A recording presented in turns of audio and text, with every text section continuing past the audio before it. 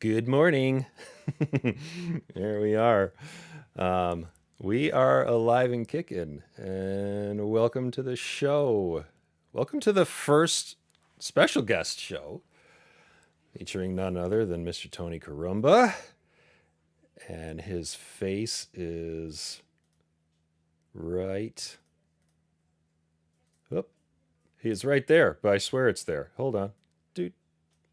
There he is, and there he is, and here I almost am. Hey, here we go. Look at this guy. Hey, thanks for hanging out, man. Appreciate it. This is gonna be a fun one. I'm looking forward to getting some getting my meteorology knowledge updated here. So we're gonna talk about. I think we're gonna need a little explanation on the what on earth is a uh, what on earth is a Salesforce temperature blanket? What is a What temperature on blanket? Maybe earth we should back is up a there. Salesforce temperature blanket? So, here, excuse me for just 1 second, Hmm. and I will show you what a Salesforce temperature blanket is.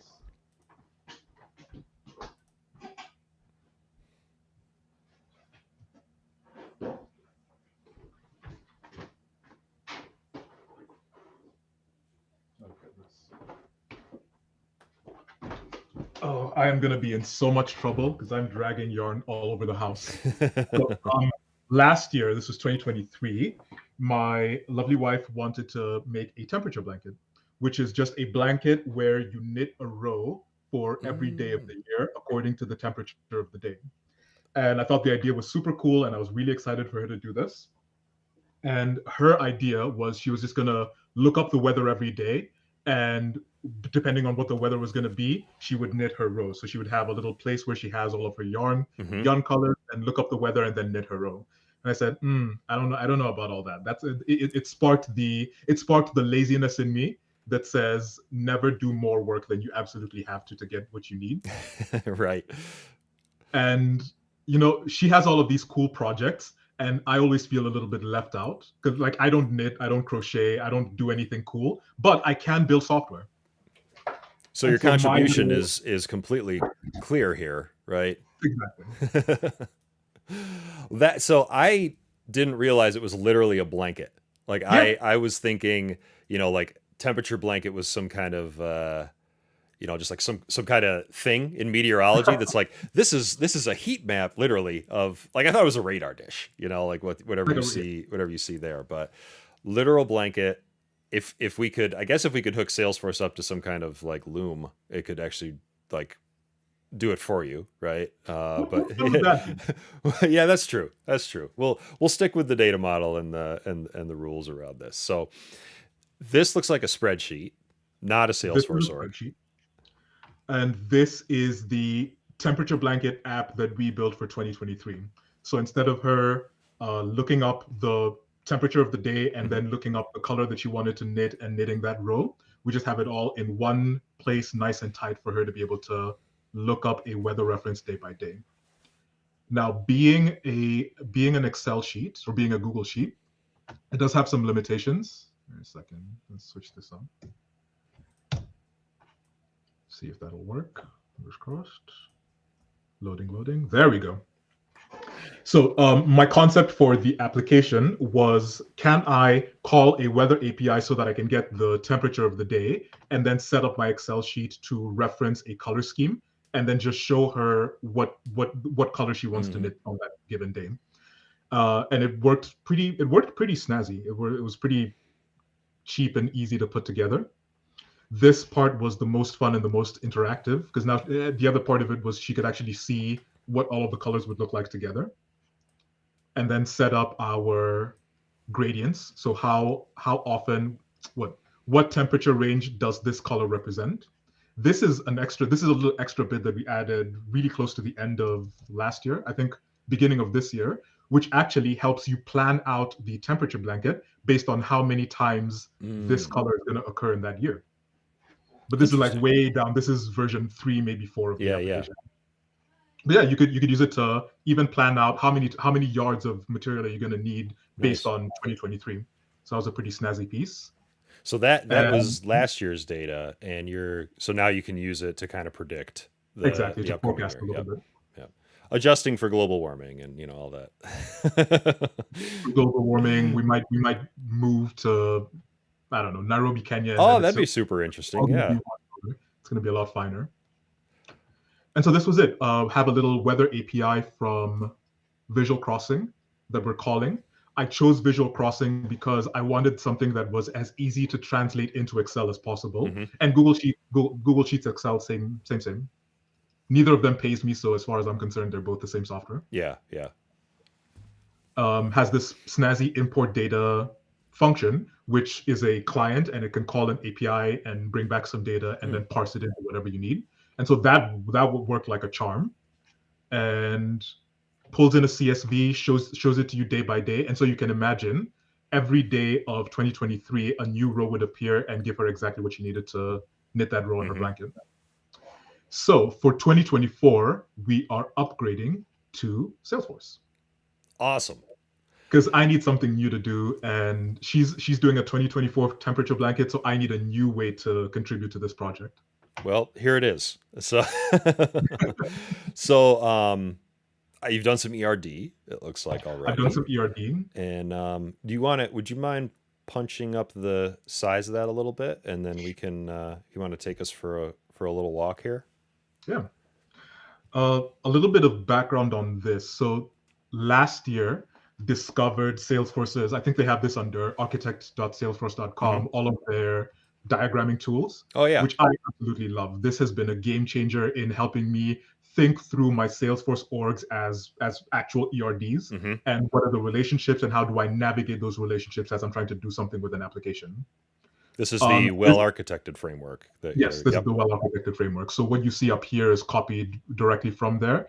And if you look up your Sales Cloud data model, or if, God forbid, you look up your Education Cloud data model, you'll see exactly how all of those objects map together.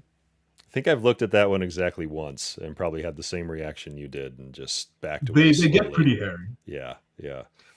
But what I really liked about this, the framework and the diagramming tools, is it helped me think through not just the objects, but how do the objects relate, and then what am I using the objects for? Hmm. So this is a cookbook app that I put together on my portfolio. This was huge for me. This was a huge sort of notch feather in my cap for when I was interviewing for jobs, and used the well-architected model to figure out what objects do I need, and within those objects, what are some of the categorizations which could either lead to a record type or a dependent pick list, etc. And then the other thing that I really liked about it was some great information on how to represent relationships. Hmm. So I always get messed up by things like I'm looking for a junction object in here. I always get messed up by things like junction objects. And what I really liked about the ERD model was, initially I could think through it as, how does my cookbook relate to a recipe? Well, I have a bunch of cookbooks, I have a bunch of recipes, and a recipe might show up on more than one cookbook. Hmm. Okay, well then that's the conceptual model, and I can think through that meaningfully. And then when I'm ready, and only when I'm ready, I can get rid of that and add in the junction object as an implementation detail. So that was really big, being Yeah. able to think through a many-to-many relationship conceptually first, and then add in a junction object as an implementation detail. It sort of clarified a lot of things for me. When you started this project, and we'll definitely get to the temperature blanket, but what's your reflection on from the moment you thought about this and what was cooking Mhm. up in your head versus when you kind of got sort of pen to paper, and did complexity emerge for you, or did you feel like you ended up down the path of where you thought you would? Complexity definitely emerged, and I've had to more so. I'm more comfortable with it now than I was a couple of years ago, for sure. Having a project document with my requirements and my reporting requirements and what am I trying to get done, and then having my ERD model where I'm trying to think through, okay, what does this look like, and having to go back and forth a lot between the two. Hmm. Hmm. So, for example, this started out pretty hairy. This started out pretty hairy and only got hairier with time. With the temperature blanket, I've gotten a lot more comfortable with starting simple and letting the hairiness develop over time. Mm-hmm. Mm-hmm. Because the hairiness is there. It's just a question of, do you have it at the beginning or do you have it eventually? Right, right. There's sort of that, if you can empirically build like top to bottom, a process that's very clear, which I would argue there probably is never one that's very clear, but it's a nice thought, right? It feels like there's just this progressive uncovering that always Yep. comes with this work, and to sit down, not to sound nihilistic, but to sit down and do everything from start to finish. I just don't think until you get in there and are actually interacting with it is when your next level of thought process kicks in. If you don't know Uncovering it is a till you really touch it. word. Exactly. You don't know it until Yeah. you touch it. This is great. I do really bad ERDs, and I'm gonna but I think I'm gonna switch What's a over to bad this. ERD? Well, I What's a guess bad not ERD? as nice, and this isn't just nice looking. It's also, I think it's great in its prescriptiveness in how Mhm. to approach and like what level of data to include, and like I always end up with all this junk laying around on the screen. I'm lucky to have a name in a box, and then it's just sort of blah from there. So this structure is really nice and communicates really well. Well, here's a little thing that is a Tony Kirumba exclusive. So if you look at the Salesforce cookbook, the objects look exactly like they do in the well-architected Hmm. layout. But for this one, and this is what I do almost as a standard now, I always use standard UML ERD boxes Okay. for my objects, because now I can do things like not just think through, and as a matter of course, they always have a description, because if you can't tell me what this thing is in words, then I don't believe that you actually know what it is. Yes. Yep. So always has a description and has properties, and now I can start thinking through the behaviors of the object. So a temperature blanket, that the temperature blanket itself doesn't have any behaviors, but for example, I can say, whoops, I can say one of the things that a color scheme can do is a color scheme can add color scheme item. And we have color scheme items. Of course, I can add a color scheme item to my color scheme. And this is sort of an evolution. I'm on this whole kick of, I'm not a Salesforce developer, I'm a software engineer, Mm-hmm. and I'm trying to get better at thinking through my problems as software and then implementing them in Salesforce, as opposed Right. to thinking through them as Salesforce. So you're sort of, the data model is here, right? You're visualizing what your objects are going to be. These are pretty much one to one. So you're kind of now dropping into, I would almost say, like the service level of each of these objects. Like what service do they need to expose so that Yeah, they can be consumed and interacted with, or interacted through their relationships too. exactly. And that service, and then the implementation could take all kinds of different forms. Mm-hmm. Add color scheme item could be Apex, could be a flow. It could just be some roll-up formula or Yep. some sort of lookup. It doesn't have to translate one-to-one with a piece of code. Yeah. I like that. I mean, I think that's before jumping in, right? If you can take inventory of what the thing is going to do, it's not, back in the day we had to write code for everything. We absolutely don't need to do that anymore, but there's a time and a place for everything. This gives you a chance to marry it up to your inventory. Yep. Very cool. So I was thinking through through the ERD this morning, and identified a couple of things that I wanted to tool up during the stream. Sure. The first one is, initially my blanket rows had a date and a temperature. So you're building a temperature blanket, your blanket has rows, and those rows represent or have a date and a temperature. But for the implementation, which we'll see shortly, I actually want to store all of my date weather information separately so that I can reference it in the application. And so there's an example of emerging complexity. This object didn't exist yesterday. It existed when I was thinking through the application. Right. So now we're going to store our date and temperature separately and just reference them with a lookup. Similarly, initially I had this concept that color scheme items would be independent of blanket rows, and I would match them up. So you can define a color scheme, and then you can be really granular in the way that you pick things from the color scheme, pick items from the color scheme, and use them for a blanket row. Too much complexity. Messy. I'm just going to get rid of that and make it a simple lookup. There's a small lookup that I like. Have you gotten into the whole lucid chart versus mirror debate? Nope. I didn't know there was one, and I'm probably too slow to catch up at this point. So we are at Red Argyle, we're squarely in the team Lucid camp, but I The don't know. correct team, you mean? Yeah, it works. It seems to do the job, but there was a Lucid versus Figma conundrum that we had for a few minutes, but they're really apples and oranges. Once my UX people gave me the straight dope on how different they are, I'm like, yeah, go forth. Use what you need to use. Use But what you need to yep. use. Ba, ba, ba. This is going to be interesting when we implement it in the app. And this is one of the things that's become more prevalent in my thinking as I use ERDs before I build things in Salesforce. Mm-hmm. There is a relationship here, right? A blanket row fits inside. There's this relationship here. Mm-hmm. The temperature of the blanket row, this temperature. Whoops. That temperature right there. Oh, geez. Is the right color scheme item is the one whose min and max is in between that. Okay. That's a very abstract relationship that I will have to navigate in Apex. I won't be able to implement directly. Mm-hmm. So yeah, that's unless you probably where, had 4 more layers of objects between here and there, it's probably exactly. not. Yeah, diminishing returns, right? Yeah. There is a thing that I discovered. So there's a new app that I need to spend more time with, the Apex Rollup. Have you met James Simone? Yeah, well, I know his name. I don't. I know a lot of names. I haven't seen a lot of people.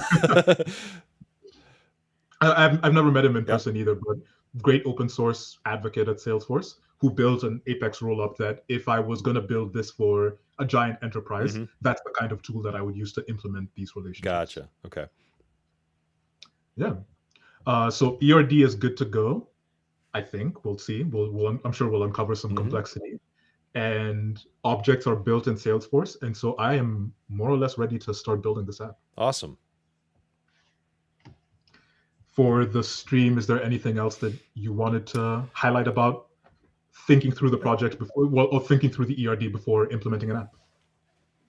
I don't think so right now. I think I would say leave this open in the background, and we're going to reference it anyway. Then maybe we'll uncover, as you say, we'll uncover some things that might spark some more conversation and review. But let's see how these 5 objects do the job. Right. So what I had in mind for the show today is to build, obviously, going from the Excel sheet to the ERD. The Excel sheet does a couple of things. There's a couple of apps that are in here. There's the tracking app, which is what you're looking at now. Every day, show me what the day is, what the temperature is, and what I should be knitting. So that's sort of your temperature blanket tracking app. And then you have your temperature blanket planning app, where you're setting up the thing that you're going to track. And then finally, there's the, hold on. There we go. So I would call this the temperature blanket planning app. I'm going to set up a series of colors and some temperature range that they represent. And then I would call this the, temperature blanket forecasting app. I've set up my color scheme. Show me what this might look like for a past year. What I had in mind for the stream is to build a temperature blanket planning app. So we're going to build an app with a couple of capabilities based on that object model. The general theme of the app is I sign on, I look at the app, I can set up a temperature blanket as a project. So I can do this piece. I can say, here's the colors that I want to use. Here's the temperature range that I want to represent. And then hopefully we'll get to it. Show me what that might look like for a past year so that I can see if I like it or not. Got it. I was wondering when that would kick in, so we could literally, like how does this blanket turn out? Exactly. We're going to do it in LWC. I would have loved to do it in Flow, but I need a color picker, and the color picker is LWC. I don't want to wrap it and then use it in the Flow. Yeah. Yep. Messy.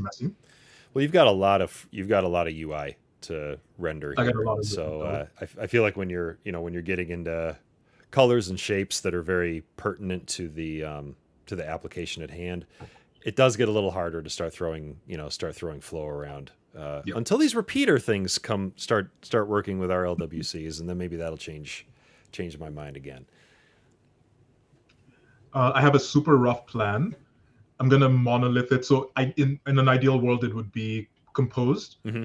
That's the part where I can think through it really cleanly, but I know for sure writing the code and navigating the event handling is just going to be a mess. So I'm going to keep as much of it in one place as I can. That's fair. And then break it up later. And my goal for the stream, we'll see how close we get, is to have something that works no matter how raggedy it is. It'll probably be pretty raggedy, but if it works, then it's refinable. Yeah, no, totally. I think you touch on another point there. Like there's also this like progressive uncovering when it comes to LWCs for me too. Like all right, I think I want to work at this layer, and then you're sort of always balancing like how much complexity am I throwing into this one app versus having or one component versus having child components or something that's a little bit more composed. I feel like there's as soon as the friction, you start having to work around the lack of infrastructure there. Like it's like, hey, you probably need another component here, kid.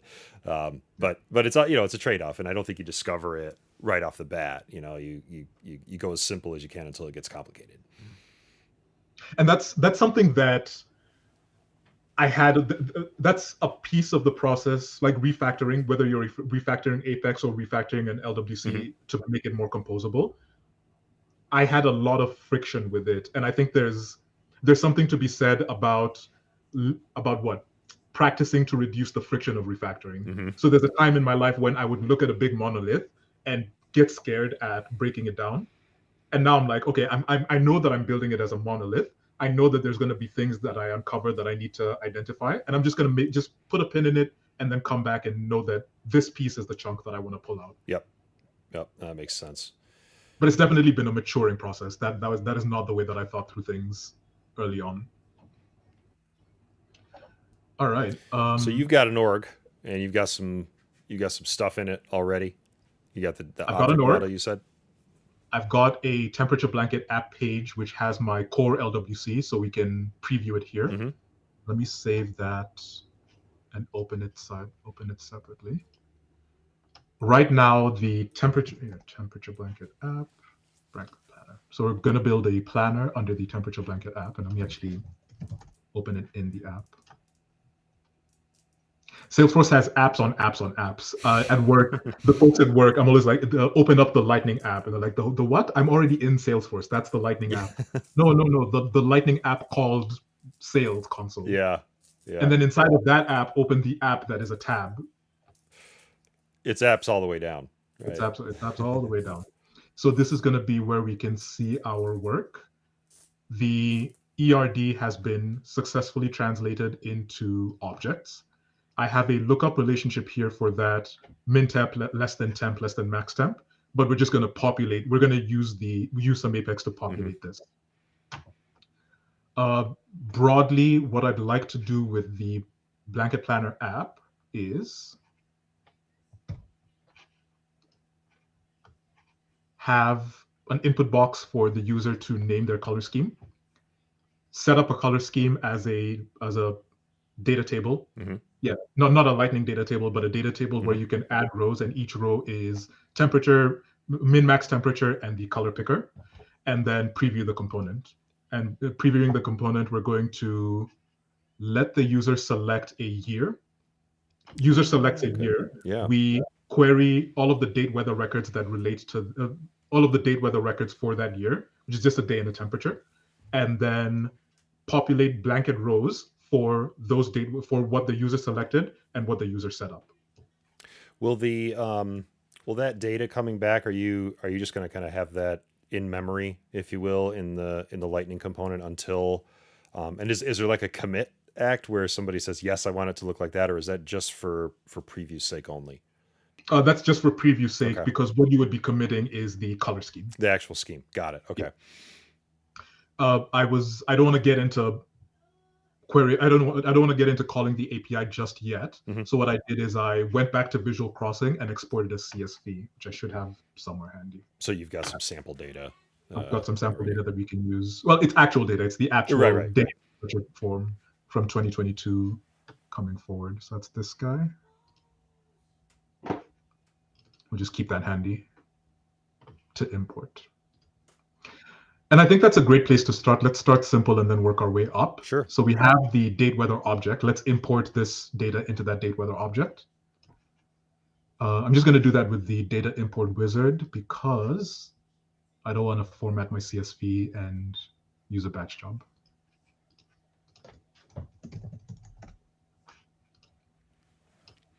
Have you messed around with the what is it? Let me find the name of it. I think Google Cloud released a Salesforce connector for Sheets. That's pretty snazzy. Google Cloud released a Salesforce connector for Google Sheets. Yeah. Have you? Okay, by Google Cloud, not by Salesforce. Correct. Yep. Interesting. It's kind of turned into my go-to for. I mean, it can do as much volume as a Google Sheet can handle, right? Which is finite. So I wouldn't use it for giant stuff, but for shoving things in and out, and even some of our staff now will. We got finance data to pull, we got timekeeping data to pull in and out, and they're using it now too. So it's actually like the thing that's really nice about it is you can set up a Google Sheet, tell it what the connections are, and then come back to that sheet later, and it will understand. Like it'll remember everything that you set up and be able to refresh and pull again. It's pretty cool. I haven't used that, but in a past life, we did. We did all as a consultant, and we did our timesheets on Google Sheets. And a big part of I hated the process of because Google Sheets was the best place to keep track of time as I was working. Right, It was the most low stress. I always have my Google Sheet open. I just say I'm about to start some work. I stopped that piece of work, and it's captured. But then translating that into Salesforce, which is where the timesheet was persisted, was such a pain. So I remember doing a lot of work to what I used was the Salesforce has an official extension, and then there's a couple of add-ons that independent people have put together. Which it sounds like this Google Cloud one basically eats their lunch. It's pretty sweet. Yeah, I honestly haven't looked at some of the other ones, so maybe I should do some side-by-side compare because there might be some great other features out there that that the Google Cloud component actually doesn't do. But so far, it's been pretty good at throwing whatever we. It's pretty good. Yeah. That looks good. That looks good. All right.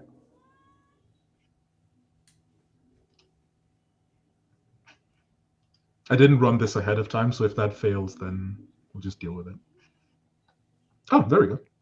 First try. First try. So we have some sample data for the end of it. Let's get into building the application, starting with just a simple, give me the name of your color scheme. What are you trying to build?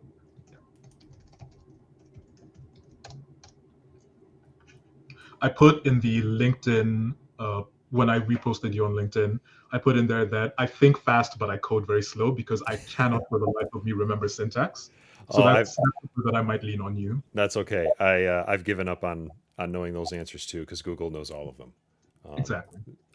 Here's what I'll do. I'll get the Lightning component reference up, and I will sound really smart when I have fast answers for this. I code a lot less now because I spend so much time doing design and overseeing stuff. And I spend a lot more time fixing things, fixing little things versus building things from scratch. And your brain switches. Yeah. Do you find, do you look to these kinds of projects to sort of like be your muse? Or sometimes I like to think of them as they're the things that let me kind of keep the axe sharp enough if I need to dive in and do some heavier work. But the side projects are sort of the only time to do it because I've got other people doing the real work, at the office. But I don't know what that's like for you, if it's similar. It's more. So the things that are interesting to me about software is taking an idea that I have in my head and translating into a real thing, and deep design problems where I have to sit and look at it and think through it and crack it. The most boring part of building software for me is the coding, and there's joy in there. Like it always feels good when you write something spectacular and it compiles on the first go and it does exactly what you want. Little but dopamine hits. less and less often for me now. No, that's fair. And I'll trade. Sometimes I'm happy to trade off the why isn't this working, sort of death spiral for I've done my architecture and someone better at this can handle it from here. Yeah. Where is my value? So how do I want to connect this to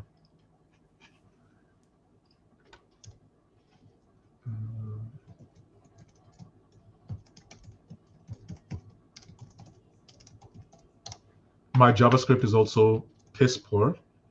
So I welcome everyone on stream. I welcome your judgment openly because I know that my JavaScript is piss poor. I can make it work. I can't make it pretty. I can't make it nice. I can make it work. It's funny you mentioned that because I was looking at I am actually working on a project a little bit more hands on at work, and working with another developer who can just run circles around me from a JavaScript perspective. So I wrote something really bad that's probably like vintage 1999 JavaScript because that's where my head is still at.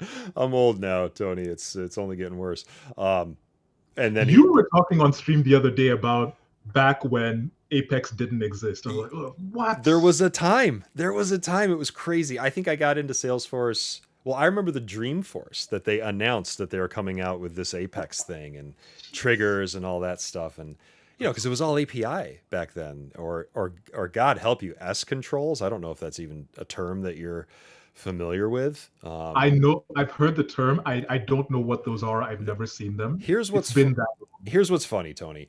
Mm-hmm. What's old is new again, right? S controls were literally JavaScript components that you wrote and then could drop into a page as like a layout as if it were a field, and it would perform a little bit of functionality.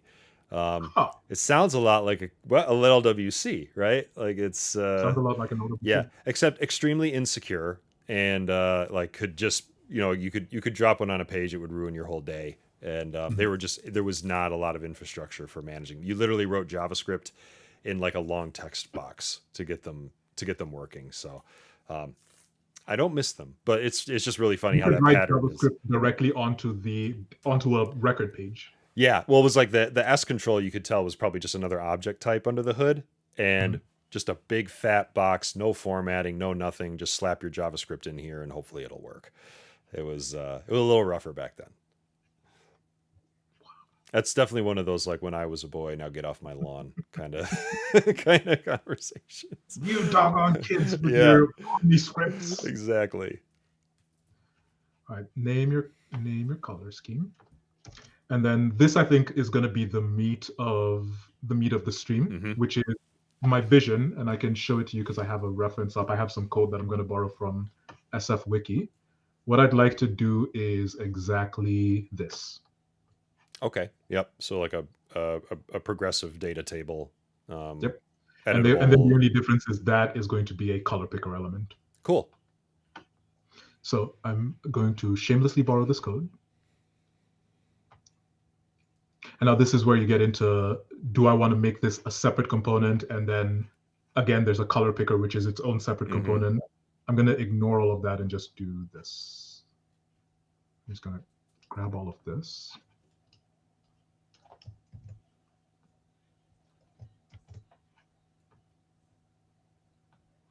And just as a check, I'm going to push this.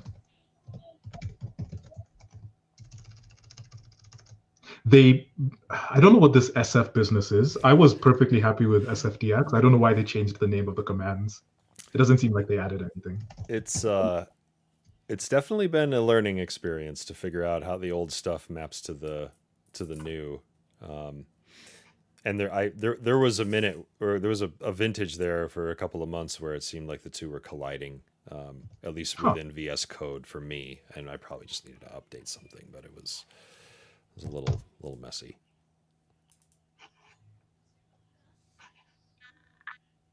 Oh, I need okay. So get rid of this template tag. Instead, I'm going to make it a lightning card. Nope. Oh, I see. You've got a template and a template. Yep. Gotcha.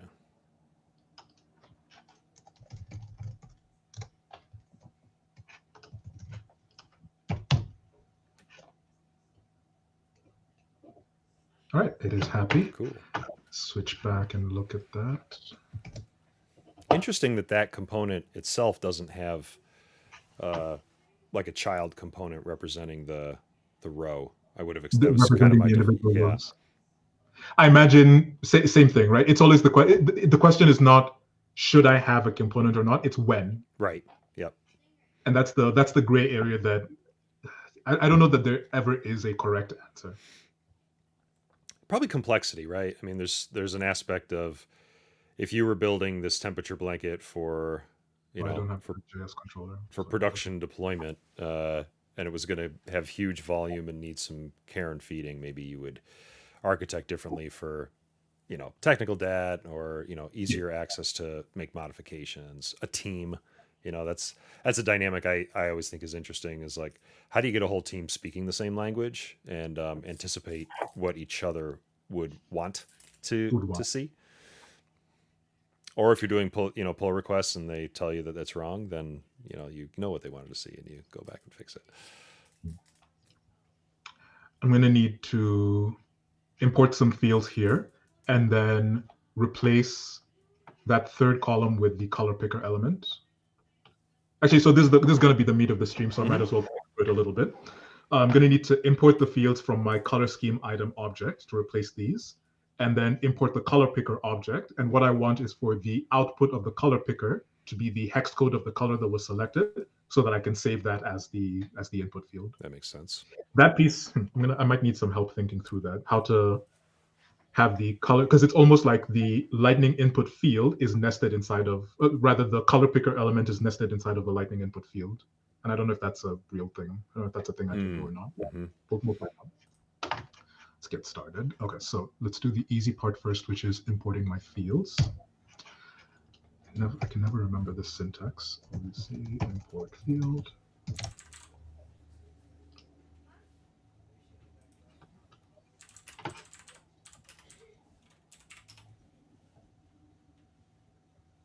There we go.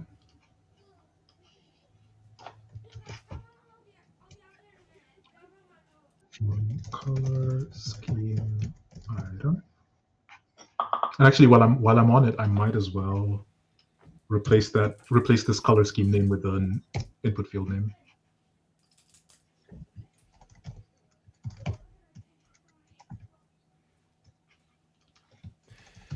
You're a purist. I appreciate that. I always get lazy and just slap slap field names right in the JavaScript, but I know this is definitely a better practice. Well, to your point about how do you get a team speaking the same language, it's extra effort, and this is I'm the only one who's ever going to look at this, but I do have some stuff around readability. I like it when my code looks nice, even though it's all garbled. Yeah, fair. Save it for the next person, right? At the very least, I don't get Slack messages asking me what this variable is used for because it has a wonky name. So it's more self-protection than anything else. I need that, and then I need actually don't need the name. What I need is the min temperature, max temperature, and hex code for the color. Color scheme item name, I'm just going to say min temp, max temp, and color hex.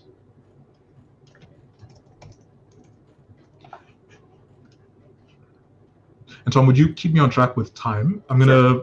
Sure. My goal is to get at least this piece done and dusted. I'm happy to come back on another stream when I've polished it up a little bit, and then we can tackle another piece of the problem. Yeah, absolutely. We're 11:36, and stay as long as you want, of course. But yeah, if I'll keep you. It's funny how much faster it goes than it seems. Yeah. I was just looking at your color picker. Yeah, if it's just a lightning input, I got to believe you probably just get the value back. It must be the hex that it sends back in the event, based on the fact that that's what it displays. So the color picker element, the color picker component on the LWC recipes, that outputs a hex code. I'm guessing. That seems it's only because that's what it displays after you've selected one. It does have the ability when you're in the UI to change the RGB colors, but I think that's just going to influence the hex value. I'm not gonna lie, Tony. I totally forgot that this even existed. I've done other apps that were very color oriented, and I didn't even like. I was just I will just slap the hex in a text field and call it a day. Where am I? I'll leave that piece alone. So what I was going to do here is do a little lightning input field. And I imagine that's what's over there. So what I'm going to do now is go through the component that I pulled and replace what I need for the color scheme item instead of the account table.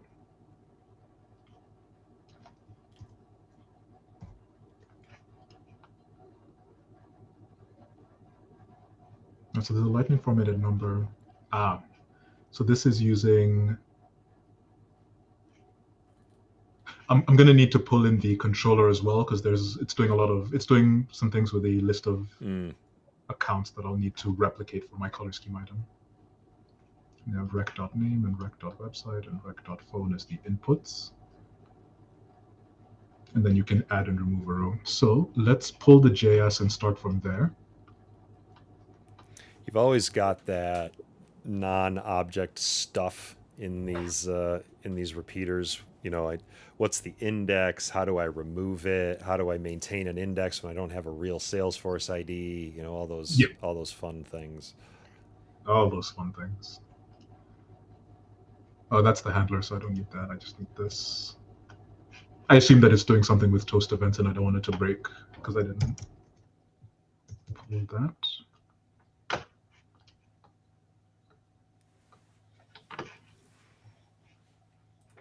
And then I'm just going to pull everything. Oh. So now I'm thinking through, because it has a connected callback, should I encapsulate it as its own component? There's nothing else there's nothing else that uses a connected callback. Like I don't have anything that needs this. Mm-hmm. What does it fire? I'm gonna let it tell me that it. Say again? What does it fire in that connected callback? Just initializes itself, basically. Yep. Gotcha. So that's why on my page the component is empty because it was never initialized. Gotcha. Let's just pull everything.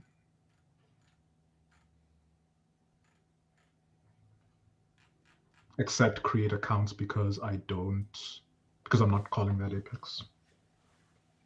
And I'll need to get rid of the reference.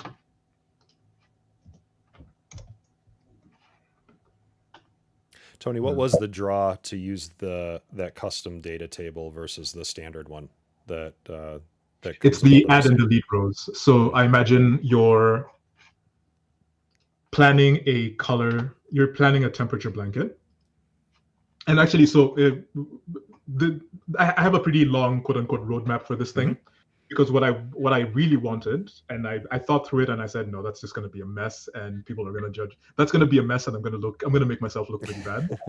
Is you click a button to pre-populate and you decide what the ultimate min and the ultimate max is and then what your increment is. And we'll just populate as many rows as you need and you can go through and pick your color scheme. Oh, gotcha. Yeah. If you want to do it in tens, fair enough. If you want to do it in fives, fair enough. And then if you want to determine it yourself, then you can go step by step. So the draw was the add and delete rows. I like the way that this one looked, and I didn't see a clean way to do that with the Lightning data table component. That's fair. I'm also curious if I know you can put some input fields into a standard data table. I would be curious if the color one actually worked. The color picker would fit. I need to get rid of the reference to this create accounts call.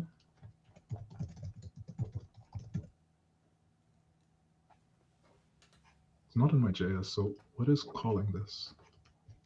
Oh, I guess it's being called by one of the buttons. Yep. So that's what I don't want. I'm just going to get rid of that on click.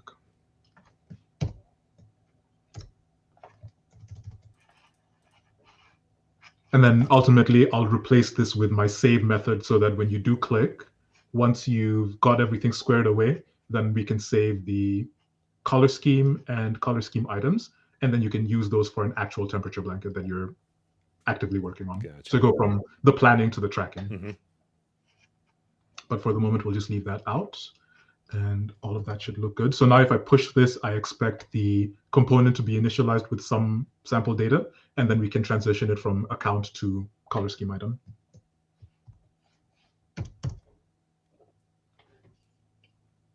Tony, what drives the color selection just from an individual's perspective? Is it just sort of, hey, I want to use this palette and That is a very political question. There is an entire subreddit. Oh boy. There's a r/temperature blankets. Yep. And you can imagine the kind of debates that go on about how to pick the right colors. I can only imagine. Yes. Yep. And you can see, so this was the 2023. I like the 2023 blanket. It's nice. It's, I wouldn't call it muted. It's how would you describe this versus this? I was going to say muted. Just Yeah. just a more toned down version of the prior year, and some shift off of the greens. Yeah. And then so it's a couple of levels. It's what colors are you picking and what gradient do you have? So Gotcha. I think we had a different gradient here than we did here, Mm-hmm. which is why you can see the difference right here. I think this was, I want to say this was like May, Mm-hmm. April, May. And there was just a block of something in the 50s, and Yeah. it all ended up looking the same. It gets my gears turning of like, how could you programmatically pick the colors? Like, could you introduce humidity or wind speed or something like that as variables that would kind of auto align in the hex codes, somehow? Because I'm always interested in just seeding stuff with, let the robots decide. But Wait, interesting. You lost me there. What would the robots be doing? So if I took a hex code, right, like, they essentially, the hex maps to decimals if you aligned them in such a way. So maybe the temperature is like the red component, and maybe the humidity is the green, and the wind speed is the blue, or something, something like that, and see how did they mix and match based on those values. That's very interesting. So to take a little detour, which you might end up with like 400 different colors, and that sounds like a lot of thread. But there's a lot of data. There's a lot of data that you can work with, and when you pull so if I go flip into the query builder, this is where I got all of the information from. You could mix and match a lot of different parameters to ultimately determine a color. So this is a temperature blanket. You could have a rainfall blanket, humidity blanket, feels like blanket, mix and match to determine something. Yeah, I imagine if you've done it for a couple of years and you want to add a bit of complexity or zhuzh it up, make it interesting. Yeah. Throw a couple more variables in the mix. The other thing is, ultimately, it's a real life project, and the hex code doesn't necessarily map to the specific skein of wool that you buy. And you could have two different vendors who both have a color called Noble Heather. Looks completely different because of the dyes, because of whatever the case. Gotcha. Yep. So it's a lot of layers. It's like, how does it look on screen, and then how will it actually look in reality? Yep. Like, this looks muted, but the actual temperature blanket is less so. Whereas this, we might go too far. That might be a little too neon when you get down. Might end up looking ugly. So, very political question. And of course, there's a subreddit for it, right? I mean, and of course, there's a subreddit. All right, so we have the scaffold of this thing, and now we can get into the bones of mapping it to the color scheme item and then implementing the color picker. That looks good. So flip over and say, I have a controller here for the last piece. When you preview the blanket, I scaffolded a controller to get all of the date weather records that you'll need, and then parse that and mix and match your color scheme items and your date weather records into blanket rows so that we can preview those. Makes sense. Yep. So hopefully we'll get to this. I'm excited to write the backend logic here, because I get to do this piece. I get to do this piece, which I like. We'll see whether, so the two pieces of this that are most interesting to me is the color picker into hex code, and then preview a blanket by turning a date weather and a color scheme item into a blanket row for a given year. Right, so back here, I'm going to put my head down a little bit. So I'm going to count on you to carry the stream as I fix this.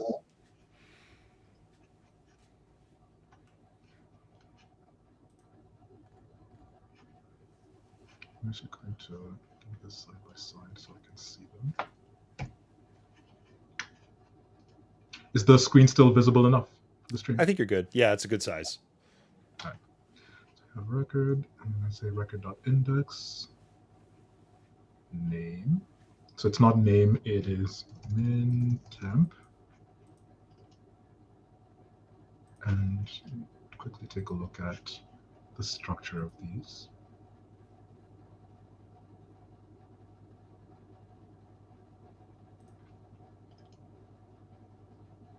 Okay, so they're just using the JavaScript variable. They're not pulling the field, which is probably a lot simpler. So let's just do that. So min temp, and the type here is a number. What are the types for a Lightning input? Is it number or is it some other? Let's see. I actually have it up right here. Oh, I did have it up. Where'd it go?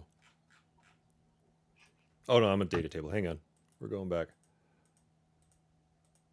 No, I'm looking at the spec and number. Yep. Number. There are some, let's see, I think there's some aspects of number. What can you do here? There's some validation. We can do pattern matching. You can do stepwise changes if you care about that. That would be an interesting update because for this particular implementation, for this use case, I think typing makes more sense than stepping. Is it a whole number that they're entering? No, it's an integer. Or rather, it's a decimal. Decimal. So I think by default, the format of that will just, because it's not currency or percentage, so you should be good out of the box. All right, min temp, max temp, and then this one I'm just going to leave B. I will set it to hex for color hex. And then we can add in the color picker component, the color picker piece. Okay. So that's fair enough. Let's update these variables.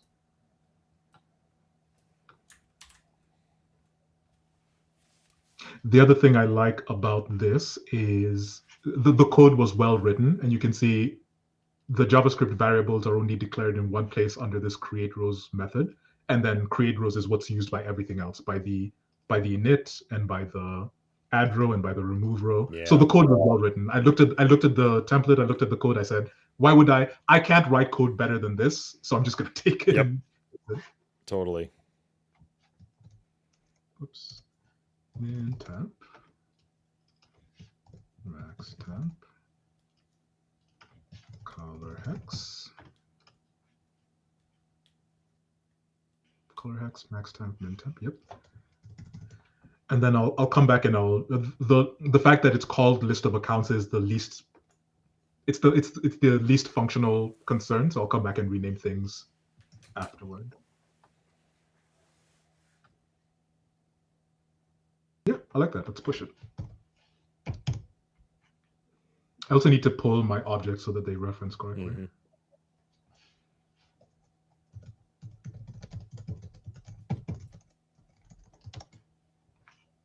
Oh, you asked what these personal projects, why I like doing them.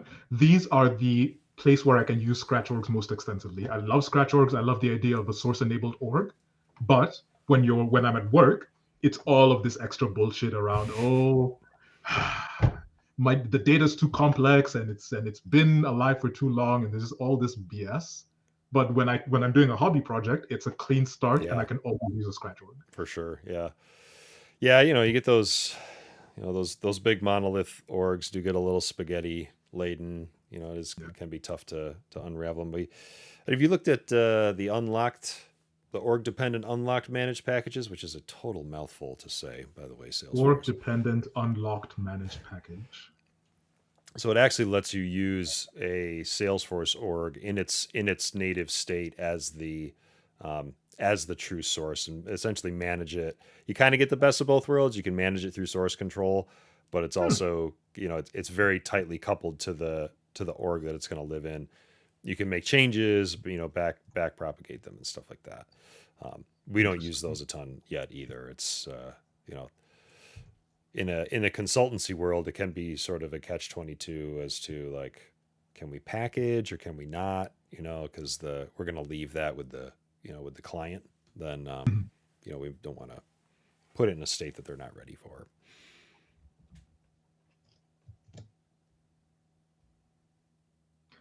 All right.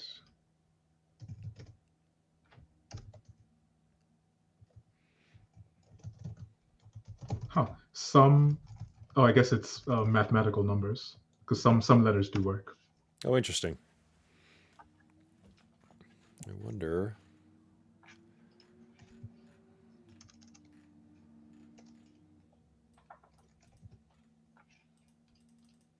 All right, we're cooking.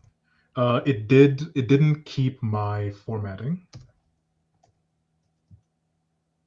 Isn't a valid increment, so Oh, it's you must need some you probably need some well, if you're just dealing in whole numbers, I guess maybe it doesn't mhm. matter, but I would have assumed that it would have put guardrails up for that. Let's see.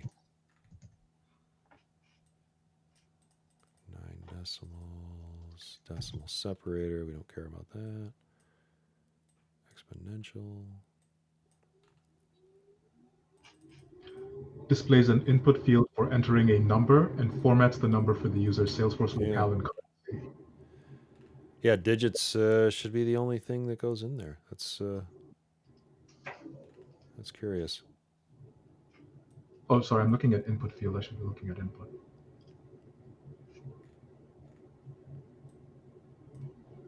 The number field does not let you type invalid characters, although anything can be pasted in. A default error level is displayed. Okay, so maybe it doesn't block you from putting them in, but it lets you know pretty quickly that, hey, don't do that. Mhm.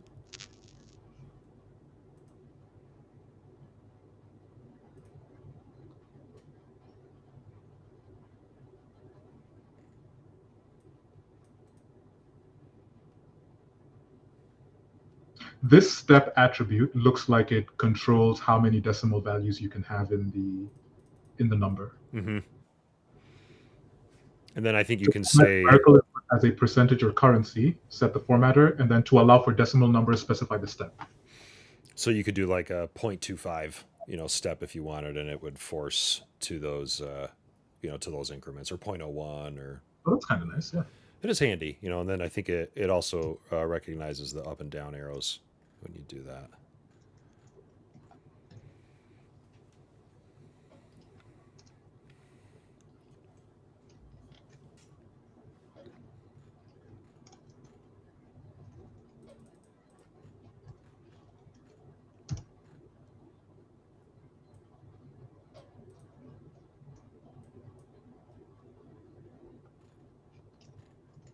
Do we have anything interesting in the chat?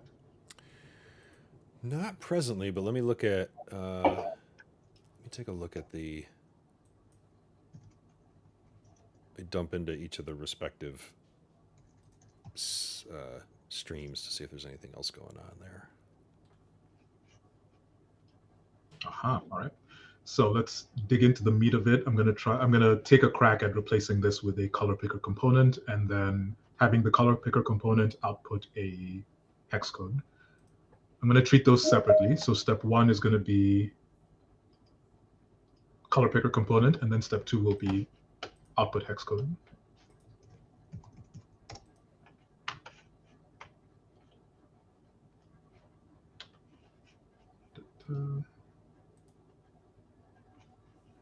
quick check-in.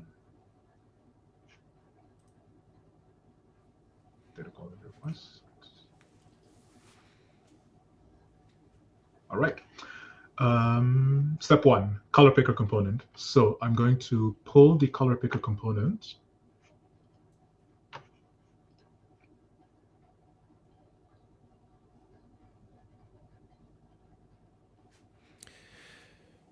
I can't download this, can I?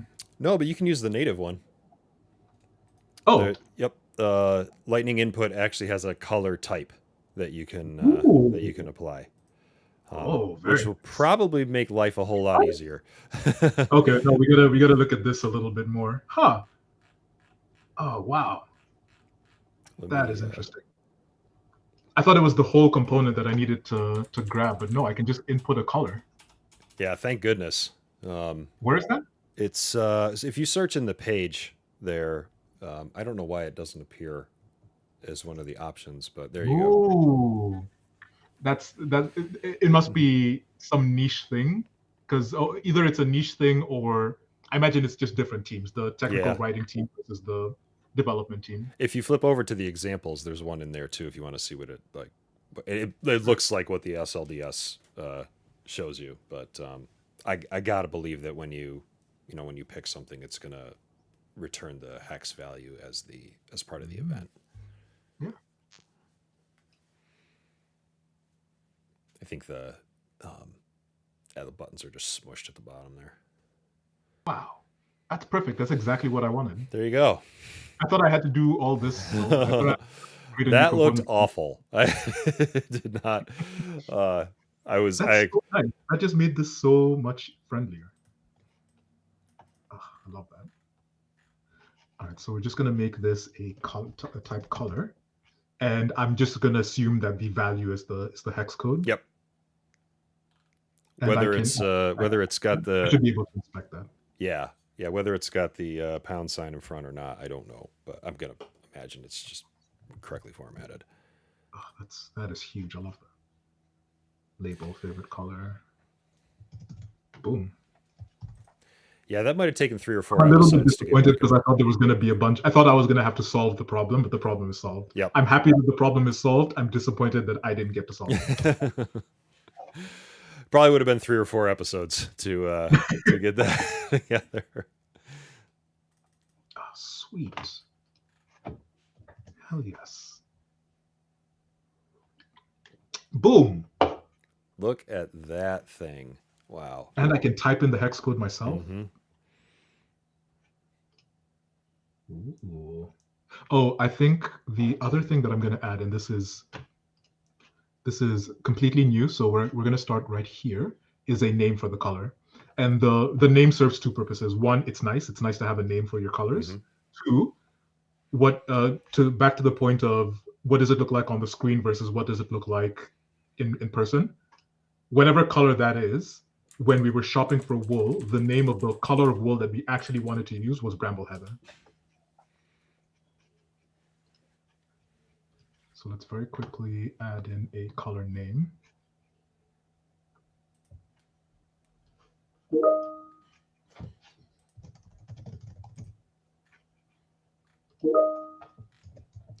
So if you're curious, there's a color API that if you pass it a hex value, it will return the equivalent name that's been dubbed for that color in the. If you pass it a hex value, it'll. Oh, interesting. Is this a third-party API? Yeah, it's called. If you go to thecolораpi.com, frankly I just discovered it as well just now. I was like, I gotta believe there's some way to like get the value. Yeah. Which probably not the case in this world. I guess you could default it if you wanted to call out to it. But it sounds like your goal here would be to ultimately align the colors to the familiar yarn names that are out there that would match it. Yeah, that makes sense. Wait, how do I identify a color? You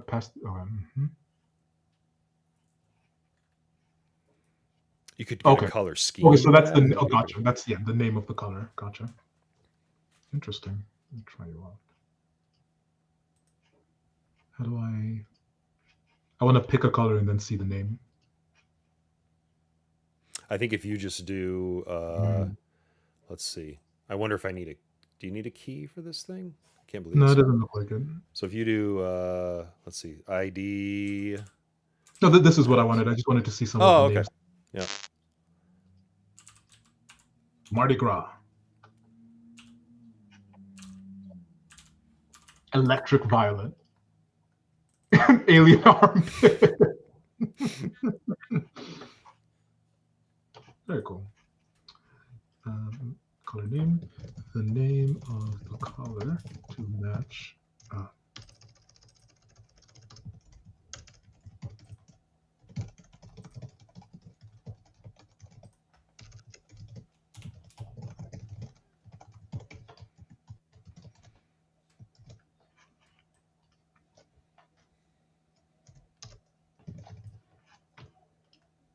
Oh wow, it gives you a whole bunch of stuff back. It does the gets you the hex, the HSL, the RGB, the CMYK, all the fun stuff. Curious what there's also a color scheme that you can. Ooh, so you Yes. could preload full color schemes. Yeah, that looks curious. What do? You pass it. You pass it stuff. Mode equals triad. Oh, okay. So different. I did not pay attention well in arts class about the color wheel and complementary and. I think that stuff is made up. That like stuff has to be made up. like what if you're colorblind? What happens? All bets are off. I think there's an aesthetic sense for sure, but beyond that, It's very scientific. That was my takeaway. It's like, all right, these are color schemes based on literally the numbers that um, define the standard colors, and then reversing them, flipping them, etc., etc. It's not like Michelangelo stood there and decided what the color palettes were going to be.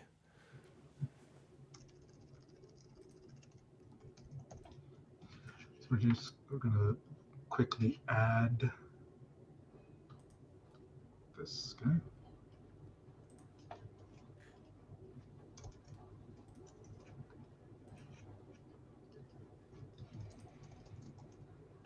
And I'm going to add a fun little placeholder text in here. I got a LinkedIn user, but I don't have a name, so I apologize. He says, "Cool side project, Tony. Wasn't aware of the existence of blanket weather. Extra cool to do that in Salesforce." Yep. And Pavitra from YouTube says, "Oh, hello." Oh, hello. Oh, hello. And then color name, we will make the one more pattern. The LinkedIn user is Enric. Do you know what Enric, Tony? Oh, yeah. Yeah. Enric's a good friend from the Boston Salesforce developer group. Oh, Hey, okay. Enric. Awesome. And Igor, I know Igor from. Is this Igor Kudyk? Yes. Very good. Very Yeah. cool. Good to see you on stream, Igor. Igor is working on, I think he has already released Cloud Prism, so he's working on, I thought the way that he framed it was really cool, helping non-developers deepen their technical background and their technical skills. Yeah. There's a lot of sort of Salesforce development bootcamps out there that have different styling. His was, Salesforce really well. Let me teach you software. Mm-hmm. Kind of back into, patterns and practices, right? All right. I like what we have here. That was a lot easier than I thought it was going to be. So let's see if we can make a preview happen. It's 12:06. See, what do you think? 30, 40 minutes, see if we can make a preview happen? Sure. All right. So what I'd like to do with the preview is we've already loaded in, if I go back here, we've already loaded in the date weather information. So all I want to do is pop up a modal, ask the user to select a year, and we might even skip that part because that's sort of fugazi. We can mock it. We'll just say for 2022, I will show you all. For 2022, I'll show you blanket rows for all of the color scheme items that you selected. So the two pieces that I want to do there is one, I think this is a good use case for the Lightning data table, because I'm creating a bunch of rows and then returning them and displaying them. Mm-hmm. Those rows are just colors. It's just a bar of color. Mm-hmm. And maybe the temperature inside. Yeah, so let's do bar of color with the temperature inside. Or maybe to keep things simple, we'll do temperature and bar of color, just like we have in the Excel sheet. And we might as well just do exactly this for a given year based on the color scheme that you set up.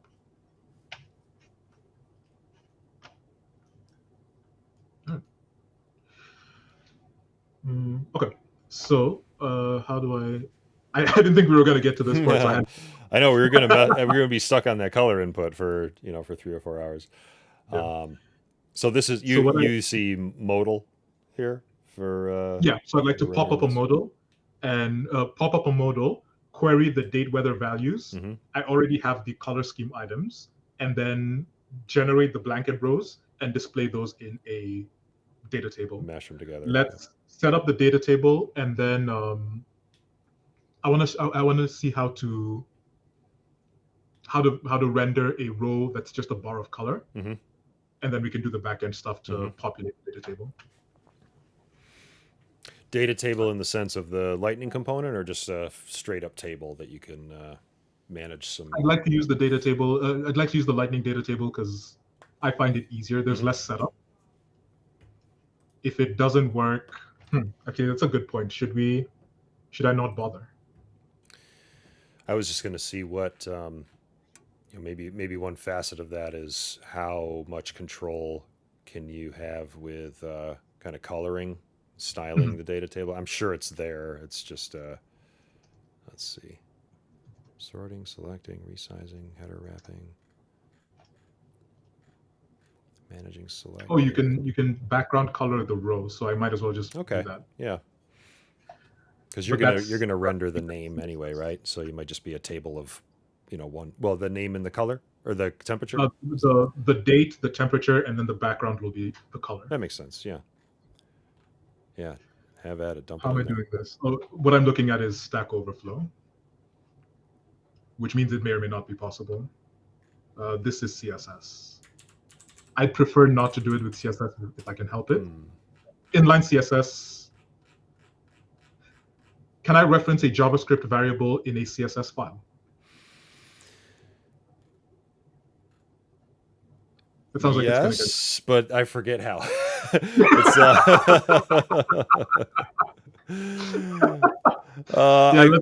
I feel like I went down that rabbit hole six projects ago, and it's again, Tony, it's like one of those things like I never remember, I have to go back and reference something, but did I care about remembering? I guess not, let's see. I'm just looking at the standard properties of the data table. It's interesting. There's got to be a way, because like I'm using the example data table and it highlights the column that I'm looking at. So it's really a question of like, just do that, how? Like how. Yeah. Let me take it. So maybe SLDS has this. Maybe there's a token for this. Let's see. Yeah.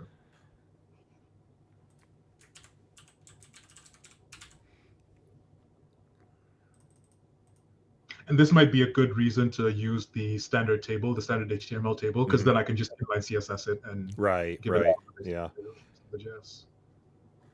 Because it's going to be read only, right? You're not going to do anything. You're not going to activate it in any way. Hey, I might need. Well, hold on. Cell content.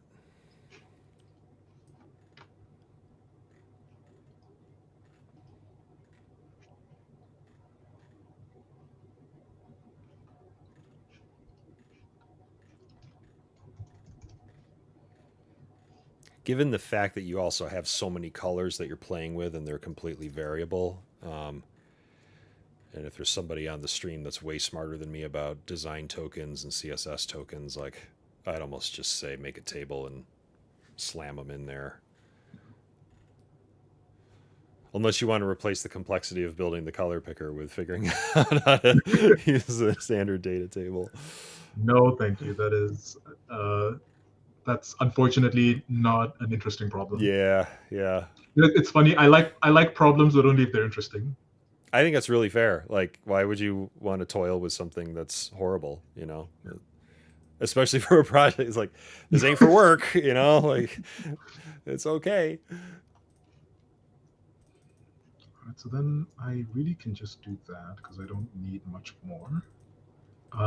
Igor had an idea. He said, maybe you create a custom component for the color cell, but if you want to do the whole bar, then maybe that's maybe that is just a at that point it's kind of at that point it's a little bit six of and one. a half dozen. Yeah. 6 of one and a half dozen of the other. Let me think about that a little bit. I like the visual of the cell background is the color, and then inside the cell is the date and temperature. I like that visual more than I like a cell that is the color. Yeah.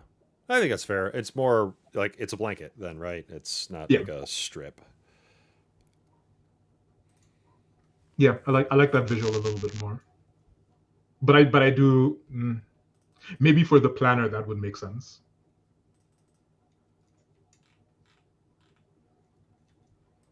Although the planner will if you have more rows there, you'll get the color picker kind of swatch in each one. Or you could actually, if you want the swatch to be a little bigger, maybe you have a column. That would be the swatch would be a little bit bigger. All right, so let's preview this component. Do I want to create a separate component? I'm gonna monolith it and then deal with the complexity of abstracting it away into its own component later. I'm gonna say lightning card title is equal to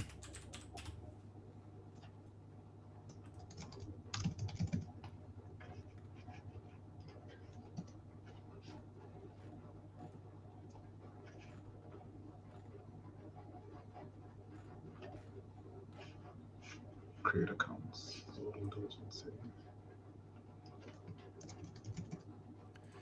Wow. There's a there's a hex to yarn color API. No fucking way. Yeah. What is this? It even has the brands.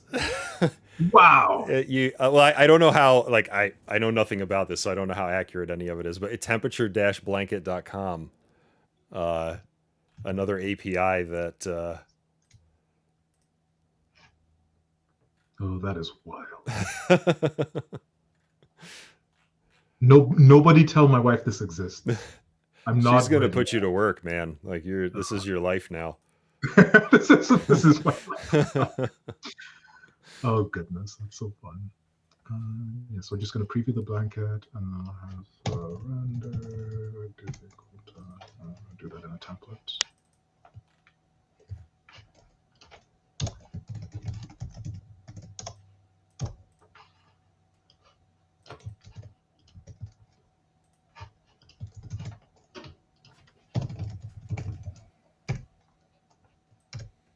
Let's see. I don't know if this is a public API. I need a key. How do I get a key? And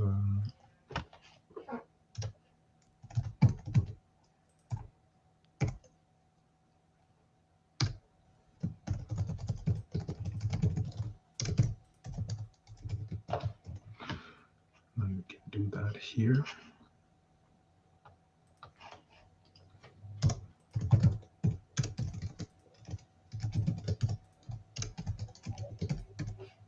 Yep, they'll give you 500 colors per month for free if you're interested, Tony.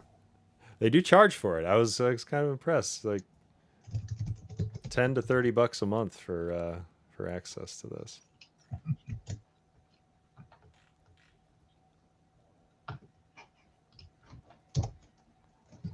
There's a subreddit for everything, and I guess there's an API for everything now too. The crossover we never knew we needed. Yeah.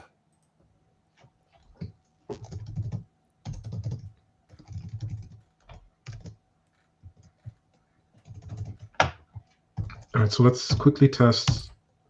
I'm not going to modal it. I'm just going to, there's enough space on the page that I'll just show it below. What I've done is turn this button from create accounts to preview blanket, which just opens up the rest of it. Does not seem to be opening up the rest of it.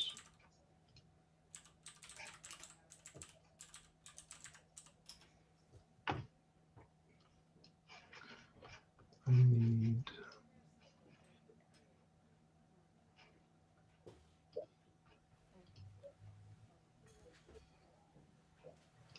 How do I think about it?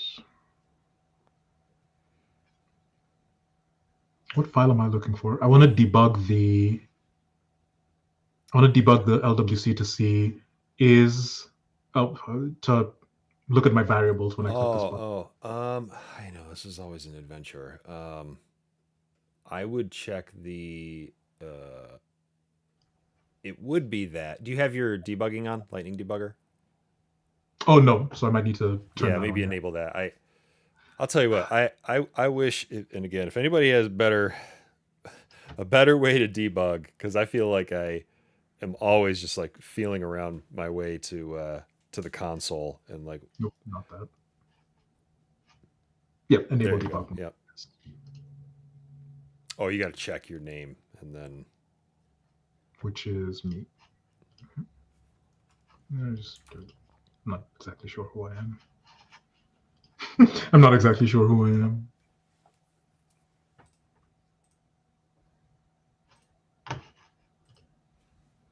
And then let's see if I can just find the variable.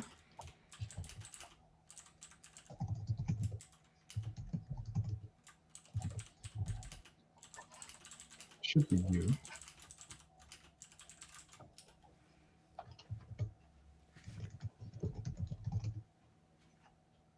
Check under drop that one down. That's not it. It's I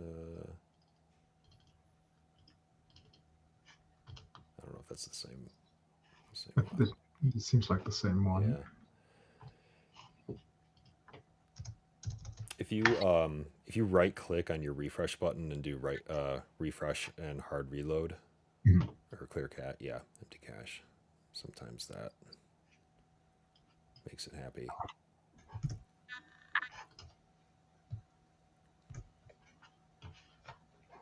Oh, so right, you've got one big monolith app. Okay, I forgot about that. So it might be buried in here. The variable I'm looking for is not here. Take a look in components up above in the tree and go into C. There we go. Yes. There we go.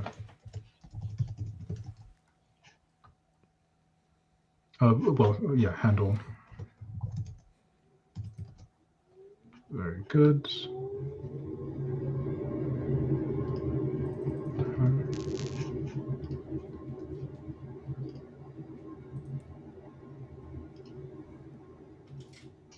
So I guess it's not the event. The event is not firing. One click, handle preview blanket. Oh, I guess do I have to pass in the event? Yeah, yep. All right, so that's what I'm missing. Yep. Oh.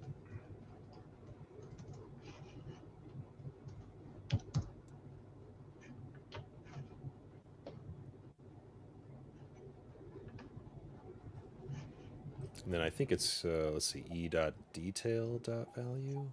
I'm sorry, what event is that captured? Just the click of the just the click of the button. Yep. And again, you might have to hard reload.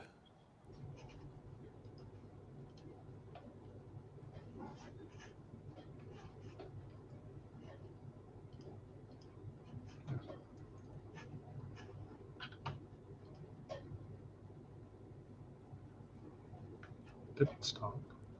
No love? No love. Are you calling the or Are you handling the event on the? Yep. So I have the handler over here. Handle preview blanket. Handle preview blanket. On click handle preview blanket. Yeah. And I don't need anything from the event. I just want to pop up this. Mm-hmm. If you I don't think I ever set its value. That's it. I never set its value. Okay. I'm a dingus. Oh, that's fun. It was just going from undefined to undefined. Undefined but equals still, not undefined. What is not undefined? Like that's a parallel universe. That's fun. You'll turn the galaxy inside out with that. And I guess I should probably set that on init. No, because that's fine. Because it's false to start. You won't show it till you need it, right? It's still, the breakpoint still didn't get caught, so this code didn't run. It may have. You might have an error down in the console from that, and that would just full stop everything. You could also do a console.log event in that method just to see if it'll spit something out.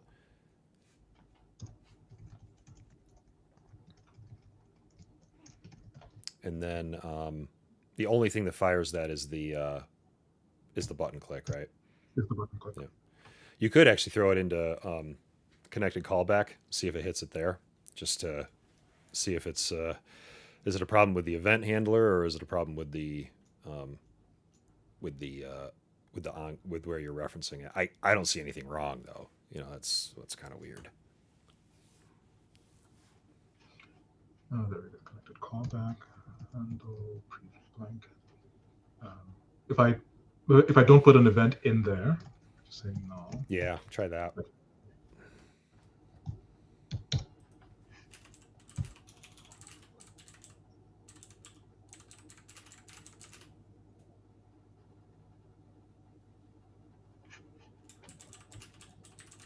All right, that looks good. Let's give it another try.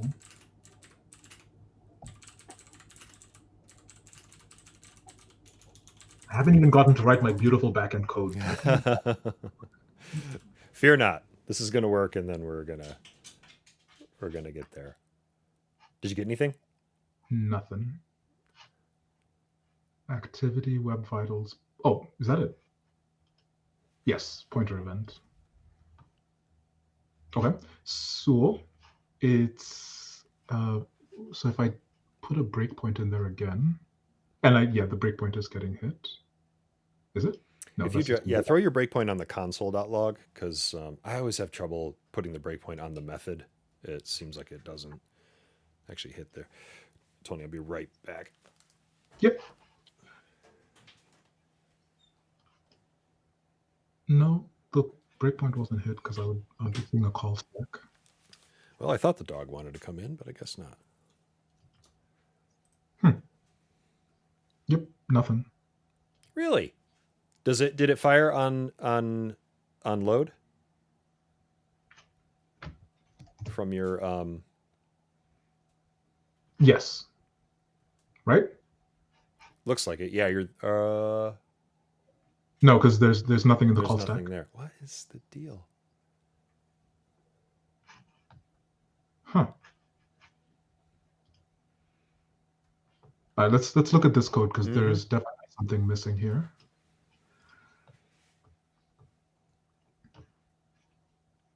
Lightning button, preview blanket, on click, handle preview blanket. And that's the end of that card. And then we have template that is rendered if preview blanket. Okay. And then in our JS, we have handle preview blanket.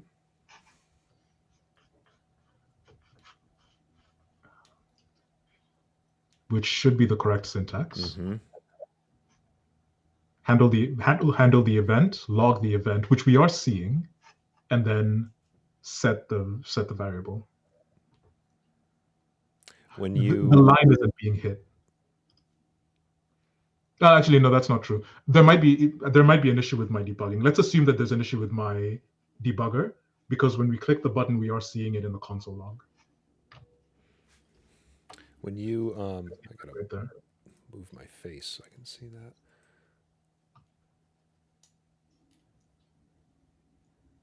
Type is click. Oh, that is the click event. Yep, this is the Okay. click event. All right. Let's assume that something's wrong with my debugger, in which case this is the line that is not working as it should.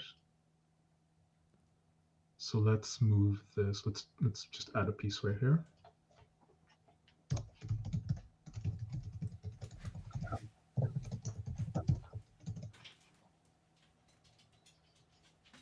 I don't know why this would make a difference, but I can't think why Yeah. it's not working already. So what I changed is, instead of setting the value in the definition of the JS, set the value on connected callback, and then flip it when I click the button. And you are you. Yep.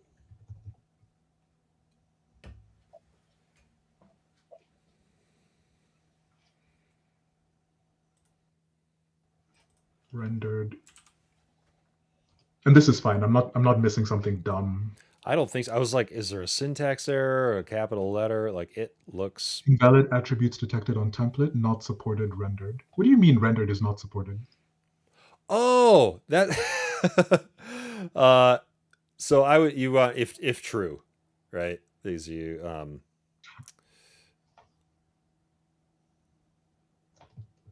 do you mean? so template takes there's a if true and an if false property that basically toggles the visibility. Let me see if I can find it. I can never remember the syntax of that either. So on the template, there you go.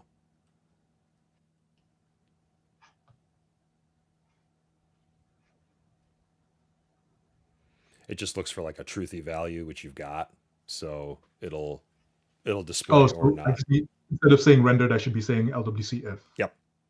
That's You got ridiculous. it. I hate that. Well, that's okay. We were both staring at it, and it was. Of course, it wasn't working. That's so silly. Just be normal, LWCs.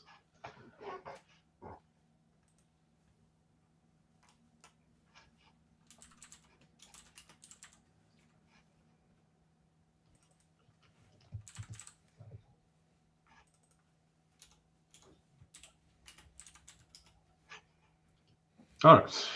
Ridiculous. All right.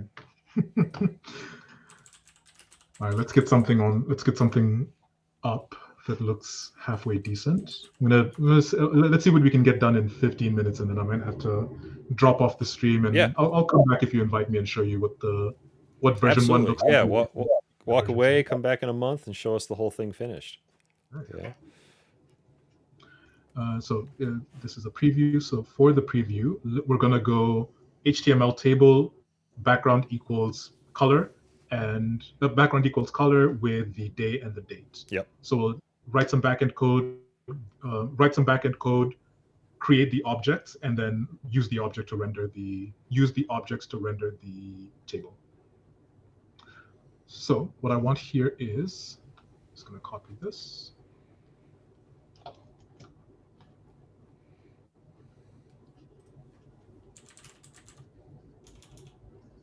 I'm going to get rid of this for the moment.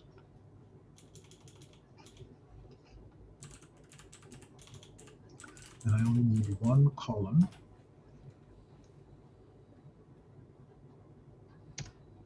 Oops.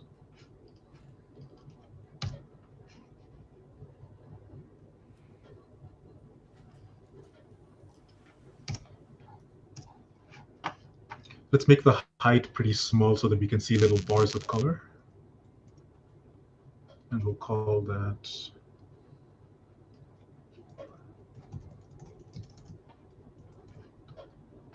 and then we're going to declare a variable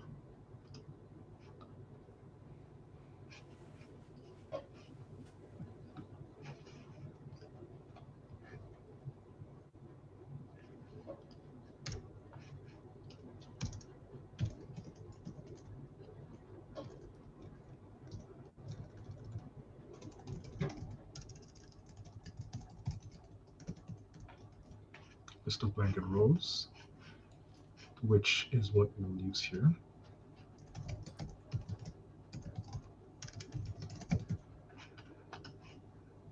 We only need one column. Yeah, we only need the one column. So I don't need any of these guys.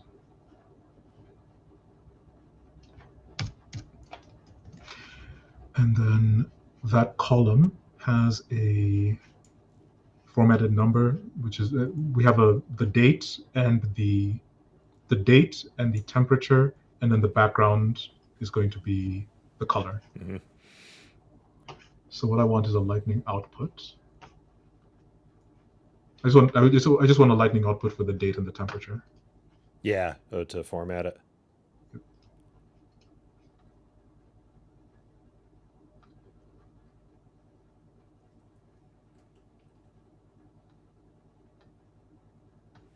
What am I looking for? Lightning output. Let's see. Yeah, let's just take a look here.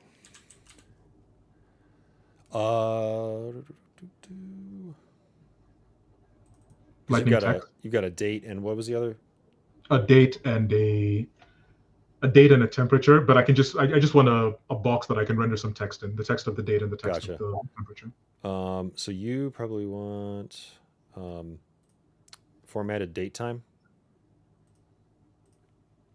which is We use formatted text. Yeah, formatted date time and then formatted text. Yep. Mm-hmm.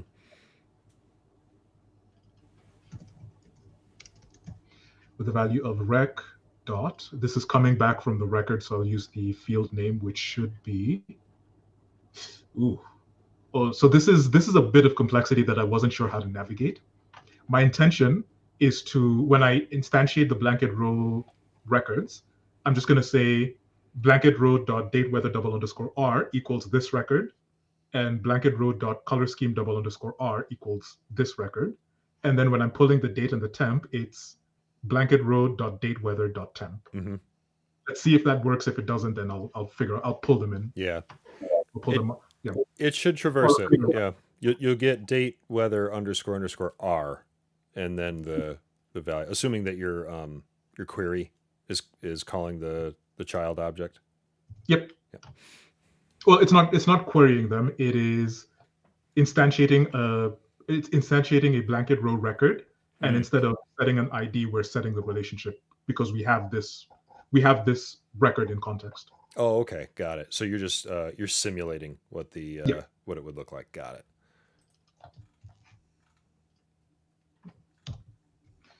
This is a date time.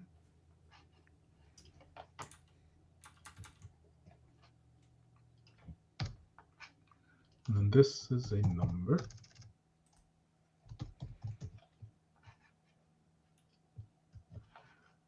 Date time number, and then this date weather double underscore r dot. This field was called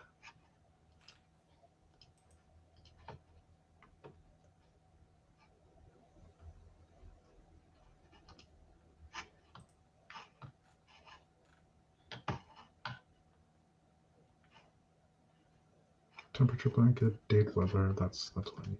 Date weather.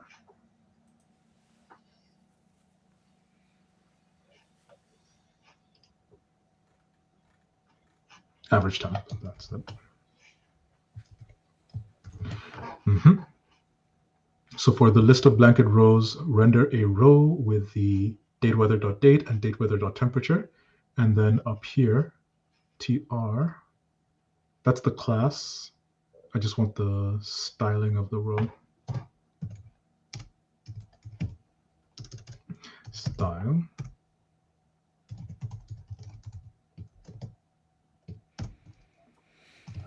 So this is fun because it's going to throw up when you do that.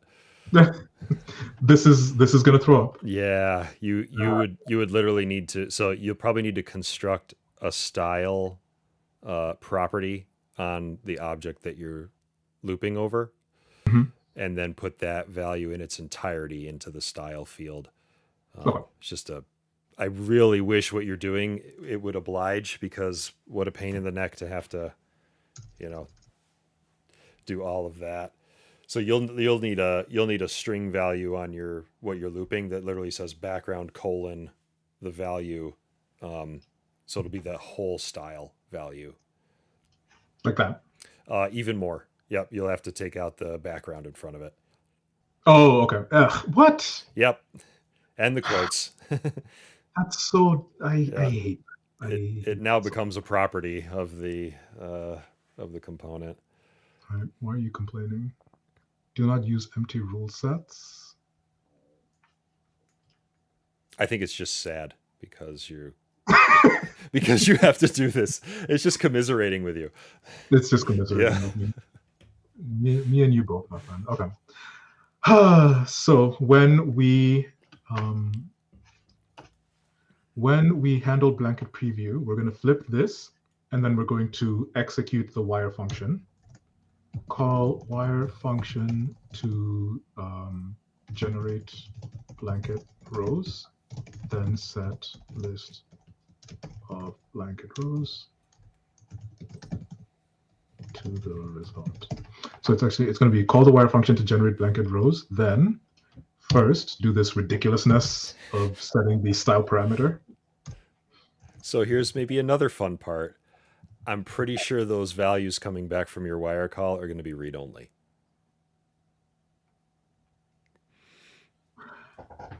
Okay, so I'll have to cast it and then set. Yeah, yeah. You know, or you could do the classic JSON.parse, JSON.stringify, and I'd rather not. I'd rather set it and then. Yeah. Uh, All these wonderful nuances of I get it. I get why it's read only, but it still is like, gah.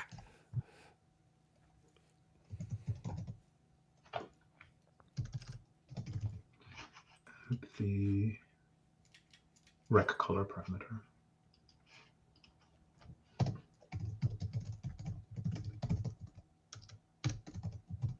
Okay. We probably won't get all the way through just because of time, but let's at least jump into the back end and stitch things together. Yeah. And get something back that looks decent, and then we can do the rest of it. Even if you output the hex number, you know, like that's a win if we have enough time for that. Yeah. If you have enough time for that, I'm just going to sit here and come up with other dumb stuff to do after you leave. So that's a good call. Let's do that. So I'm just going to output the hex number as well. I like that. That's a good call. Let's. Why do I have a dot there? We're going to ignore this for the moment. I'll get rid of it later. I'll get rid of it now. I'm going to get rid of this for the moment, and we'll just output the hex. So this will be. This will be.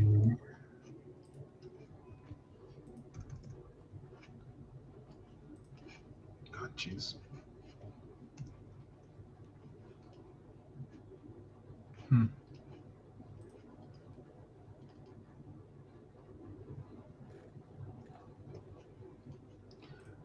Let's color scheme item name. I want color scheme.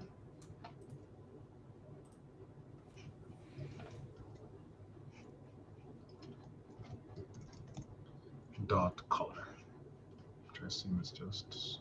I'm not sure if it's color hex or if it's color.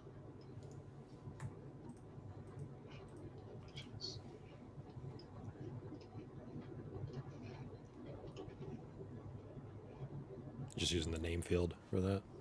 No, there's a custom field for the hex code of the color. Oh, okay. Do I have to make this bigger? No, you're good. No.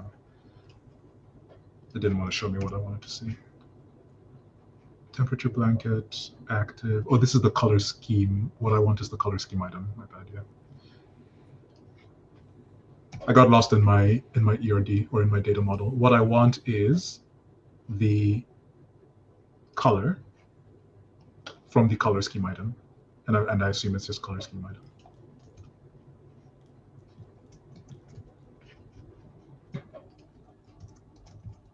Yep, I assume it's that. So, yep, we'll just output the hex code. Good call. And let's write some backend. let's write the back end and then declare the front end, because I already have the frame here. So what I want to do here is for the, I'm going to need to call that. So I'm going to need a wrapper method.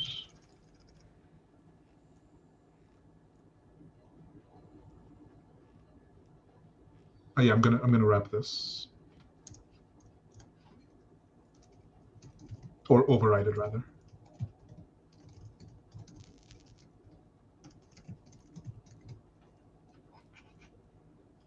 It's the same thing, except instead of a list of date weather years, we're just going to pass in a string year, and this will call this. So this will call public static. This will call get date weather by year with that string. Yep, and then we'll call this. Color scheme item list and list of date. Oh, here.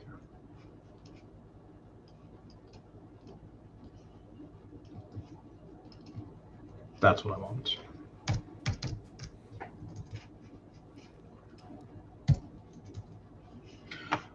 What's your issue? Expected a return statement. What's your issue? You're gonna return. Which one of those will be the Aura enabled call? This guy, the second one. The second one. Yep. You might have an issue with an overloaded method and with an Aura enabled attribute. Interesting. I think it hates it.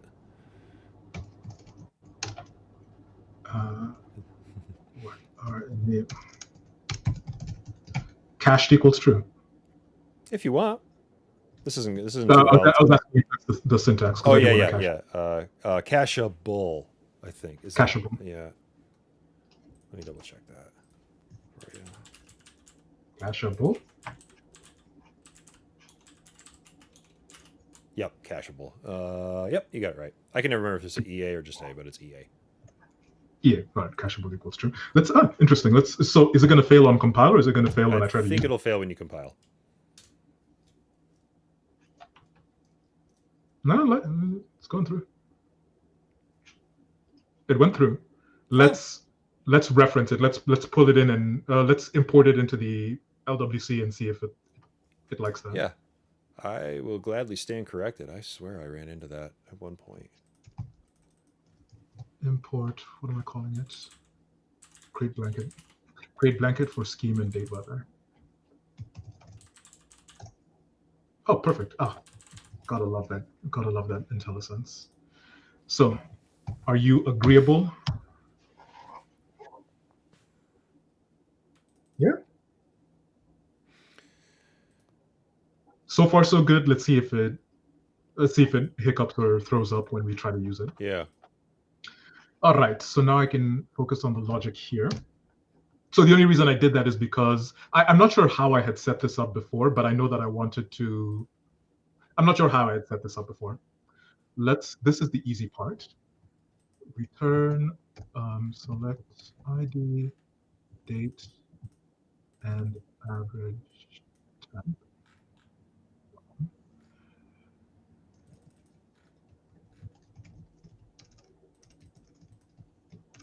Where the year of the date.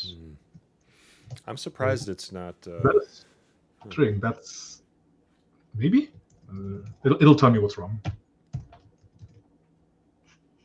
doesn't like this.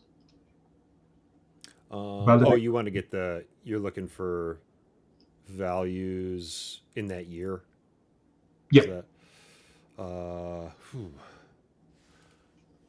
you've got a string for the year coming in? Yep. So we're talking about date literals in SOQL, right? Let's see. Date literals in SOQL, yep. What could we do? I'm just going to run it. I'm just going to run it and see what it says.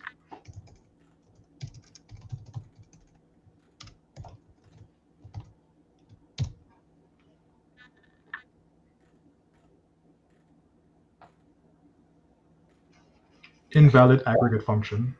I have a feeling you might have to create like a min date, max date. No. That's No. exactly what you wanted to hear, I'm sure. I don't see any, at a glance, I don't This see is any literals ridiculous. that will take like maybe can I interpret any of these? It's either next or last or years ago but it would almost This be is more miserable to get the variable that it needs in its format versus just doing good old min max. Is date year, month, day, or day, month, year? Year, month, day. All right, so year. You might need to cast your string. Oh yeah. Yep, and it'll be date.new instance.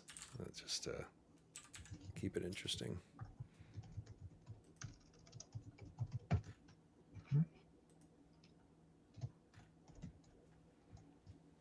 Yes, and I'll need to cast it because these are integers, right? Yep. Which you could just pass it 1 and 1 for the Yeah. Good call. Same thing here.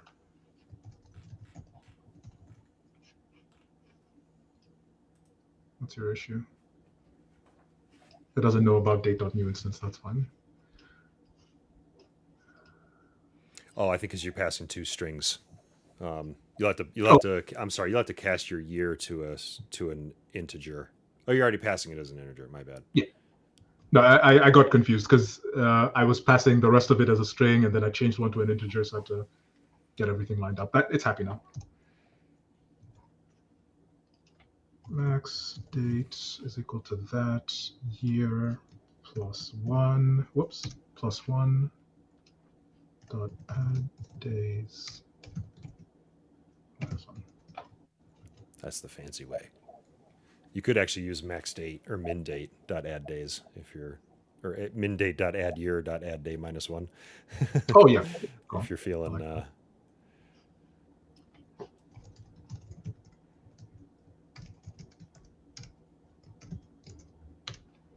add days minus 1. I think years is plural. Add years. There we go. And then return. I'm very unhappy about this.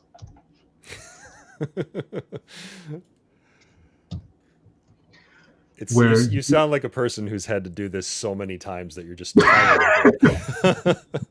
It's like, why is my life hard for no reason? Yeah. It's like vacuuming the floor. I hate it, but I got to do it. And soon it'll be over.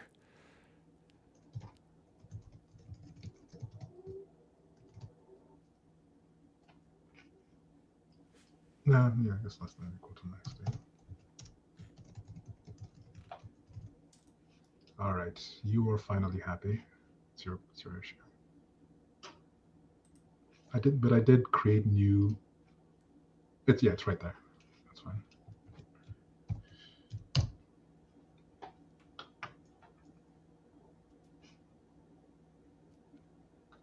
Okay.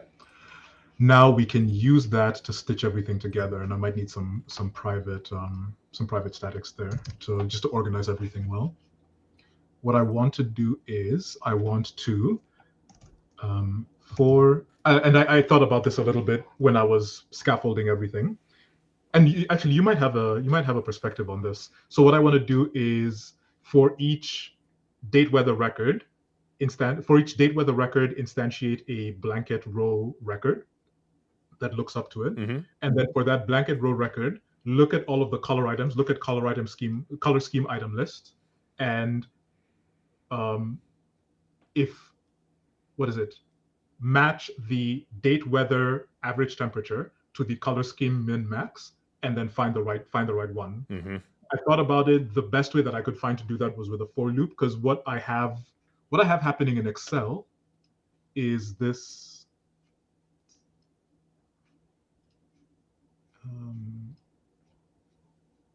If not as blank lookup. Yes, so the lookup function will, if it doesn't find a matching value, it'll look for the smallest closest value. So it all works out so that if I have a min max range, if it's not the exact value, then it finds the correct range. Mm-hmm. I didn't find an equivalent to this lookup function in Apex. Yeah, I was trying to think if, well, a comparator is just going to help you sort. So that's not really. Something that would let me compare a single value Mm-hmm. to a range of values. And if it matches the range of value, then true. If it doesn't match the range of values, then false. Right.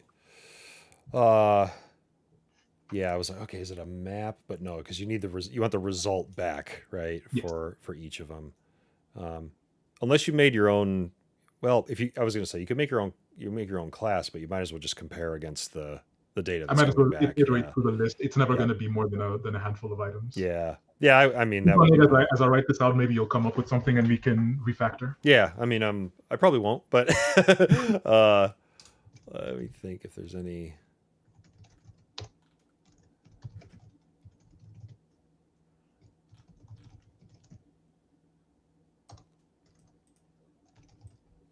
I was trying to think. Could you include it in your query? Include what in my query? Could you do the date or the temperature comparison as part of the query for the data you get back?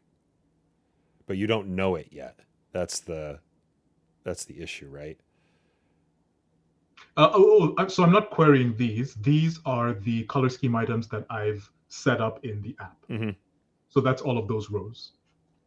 And then what drives your temperature for the comparison?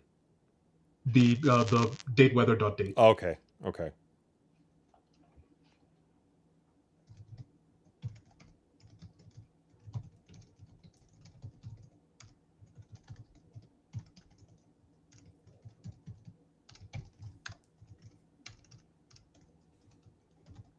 Okay. Whoops. And this is where I might call it a day. So let's write this backend code. If it compiles and if I can mock it, then maybe we'll call it a day there. All right. So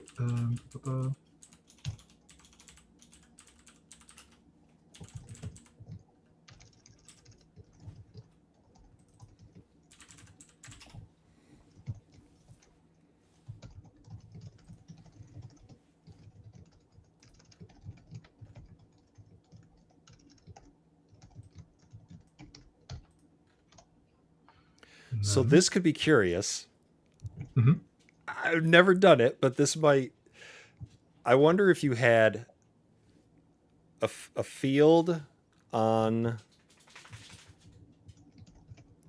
If you had basically a dummy field on the what's the object that has the min max?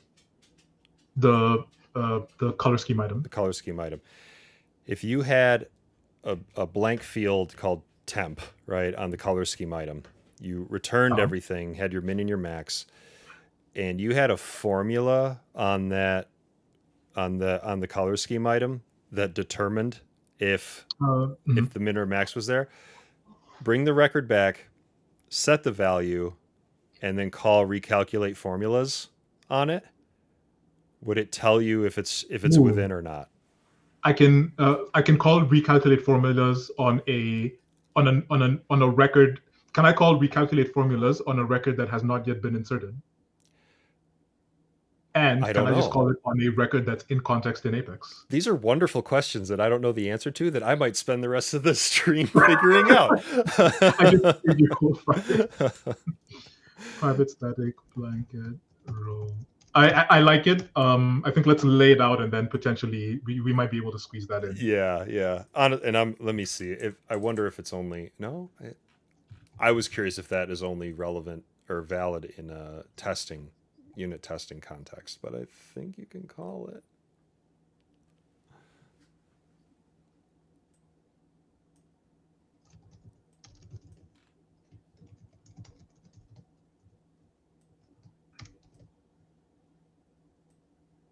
Results, formula calc result. That's an interesting object. Oh, it's like an insert or an update. Huh, maybe it'll work. Okay, so walk me through it again. So, you're creating instances of objects here, right? But you're not committing them yet. No, not yet. So Are you setting the min and max here on the on that The min object? and max is coming in from these guys, Okay. And you have the temperature that you need. and I have the temperature of the day from this guy. Okay. So, if you were to create, so in your case, you'd need a min and max field on the object that you're creating. Uh huh. So we'll have temp, min temp, max temp, Oh, and then I pulled that. So and then on the and then you'd blanket row, yep, I and have then a you'd temp min temp max temp. yep, and then you'd have a formula on that object that would say is within range. And if you calculated that and the answer was no, you'd skip and try to recreate it again. But you're still in the for loop. I guess that's this is one of those things that's like, I don't know if it's worth doing, right? Like you're already in a for loop. There's there just isn't, unless you committed the records and then evaluated them again, which is kind of crazy. You wouldn't do that. So scratch it. So this comparison, is it happening here or is it happening here? It would happen on it would happen on your blanket row. Okay. And on the blanket Yep. row, we're saying that I have a formula field. So on the blanket row, we're saying I'm pulling up the min temp and max temp. Yep. So I'm gonna do it like this. There's a relationship there, right? Let's see, you have one. It's an abstract relationship. So there is a lookup field, and we're populating the lookup field using the logic that you're describing. Gotcha. Okay, so yeah, I think this is a wild goose chase. I think it's a fun curiosity, but it's not gonna get where we need to, because you're just you're defining the relationship based on that formula, right? Yep. That's the ultimate decider. Yeah. Never mind what I Oh, said. here, let me write it out the straightforward way that I had it in Yep. mind, and then you can look at that and poke it. For color scheme item.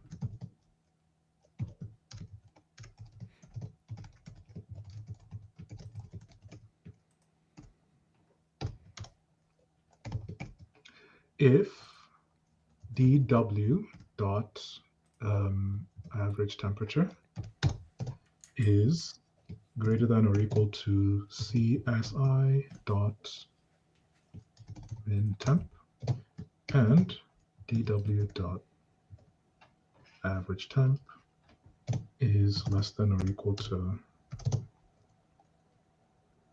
D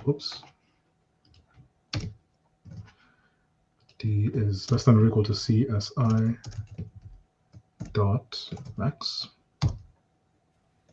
then call this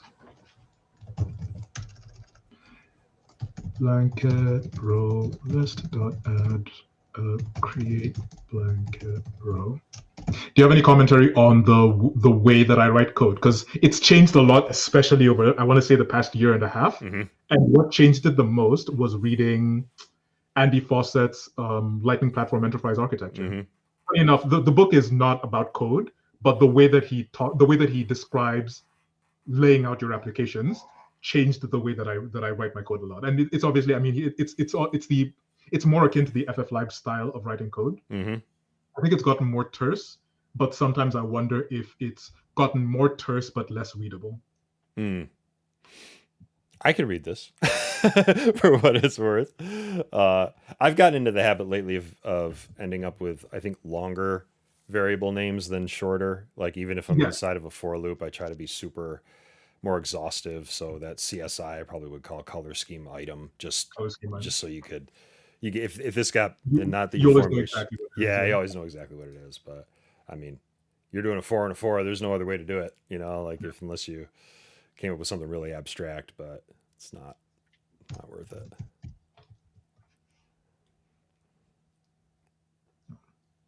That's pretty much what I had in mind. Yeah, that's it. I mean, I don't think there's another way. It's just the only risk here is, could you somehow end up with a blanket row list item that does not have a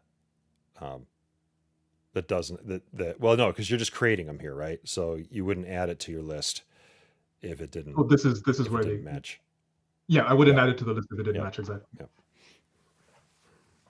And the blanket row, there's actually nothing to the blanket row. It just has those two relationships, and now we can render that as a table. Give me a second here. Your stream runs until 1 p.m., right? Oh, sorry, until 2 p.m. I'm good till 2. But you stay as long as you need to.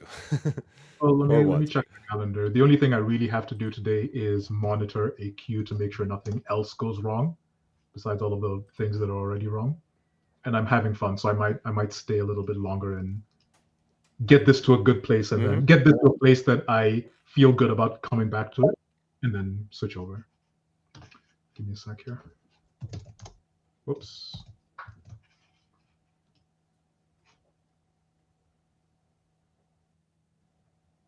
Yeah, fuck it, let's do it. Can I swear on your stream? I think so. I don't know. We'll wait for the content strikes to come in, but I tag everything as for adults, right? So it's Working at Boston Beer has really unleashed me in a. I feel it's given me a lot of freedom to just be myself. The world's not gonna fall down if I swore on a stream. No, I look at swearing as like what do you say?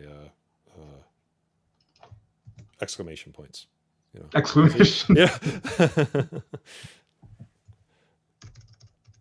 Commas and exclamations. So this is an interesting piece, and I'm just going to make a comment here for posterity. Ideally, matching, what is it?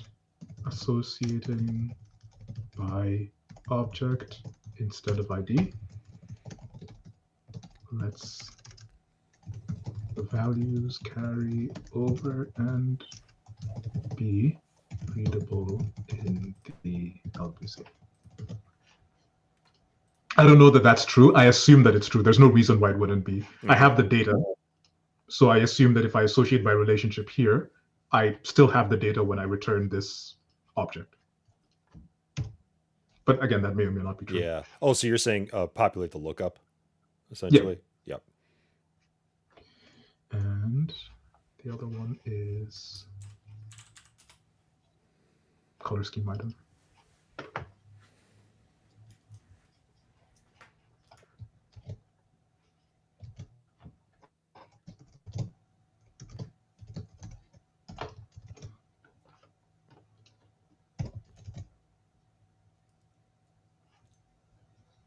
Why are you complaining? Oh, you don't need your commas instead of semicolon. Oh, yes.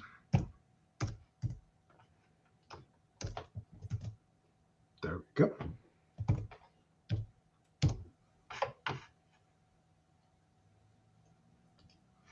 And this is what I meant. I feel nice inside when I look at my backend code. Like when I look at the way I laid all of this out, it makes me feel nice inside. Yeah. The opposite is true when I look at the JS that I write.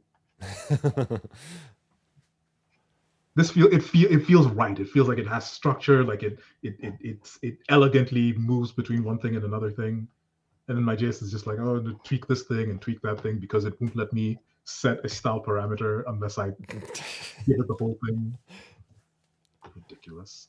All right, did you compile? You did. All right, so we're pretty much good to go because then I just mock.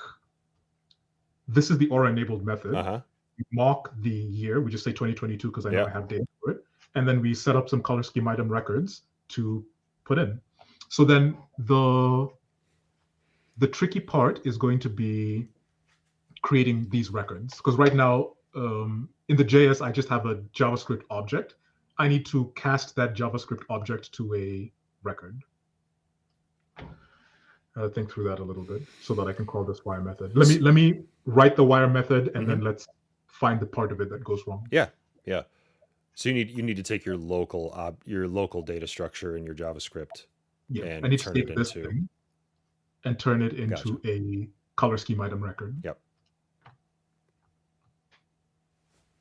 And I might refer back to the create accounts method that this guy had, and I might just do it in multiple stages. So I might have a another method that takes the JavaScript object and creates color scheme item records, and then dot then call this. Yeah. I think Well, it's going to be pretty simple. I think you can just create objects with the field names, mhm. because your or enabled method knows the incoming object type, because Yeah. you've literally typed it. You don't need to worry about, sometimes you have to define the attribute property of each object if it's a generic S object, but I think you're going to be good with just, object one dot this underscore that double underscore whatever. Yeah, shouldn't be too bad. What am I doing here? This is how bad my JavaScript is. I've forgotten how to write wire functions. Don't feel bad. I have to look it up every time. Not only do I have to look it up, I have to re-remember how they even work. Yeah. It's okay. It'll stick eventually. You know what it is? It's really just practice. It's when is the last time that I had to do this? And if it's been more than a couple of months, then I have to look it up again. All right, so we have the wire function, which is create blanket for color scheme, whatever. Create blanket for scheme and date. Oh, hold on. Create blanket for scheme and date. And I'm passing in my color scheme item list.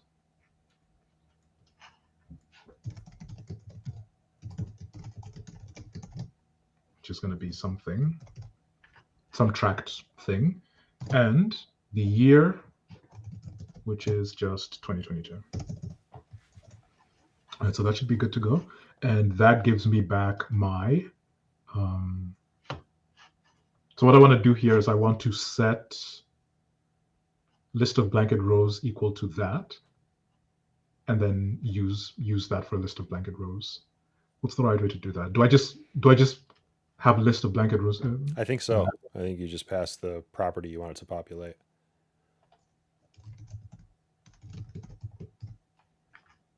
Yep. It doesn't like it.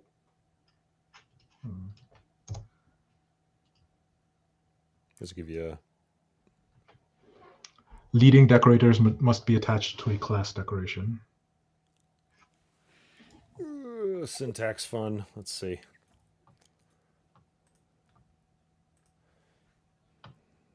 Let's see. LWC wire to Apex. It's that handling the promise business.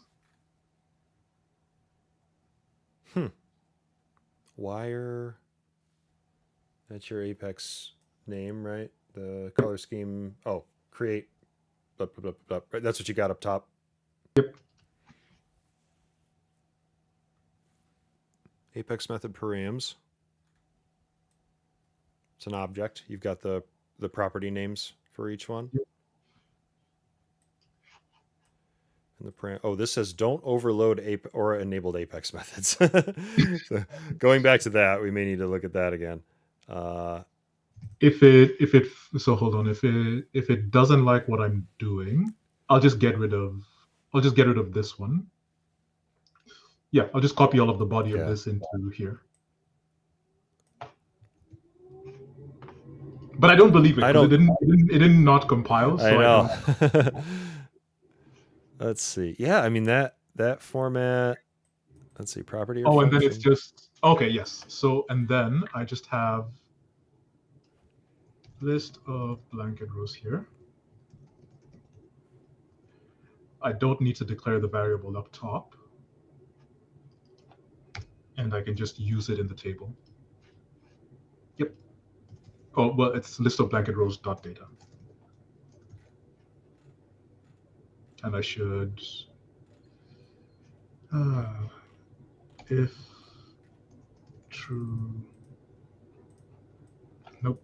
How do I do this? LWC if. Yep.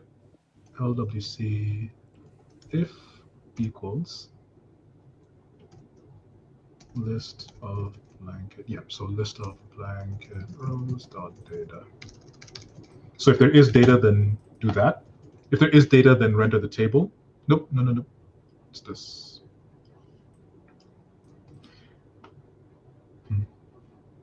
So that property that you're populating might be private to the method it's calling, you may need to set it to another property. But let's see if this works. I'm curious.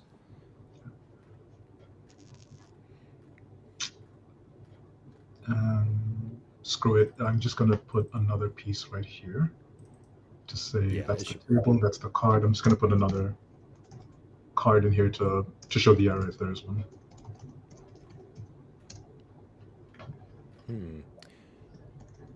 I wonder if you can wire within a method.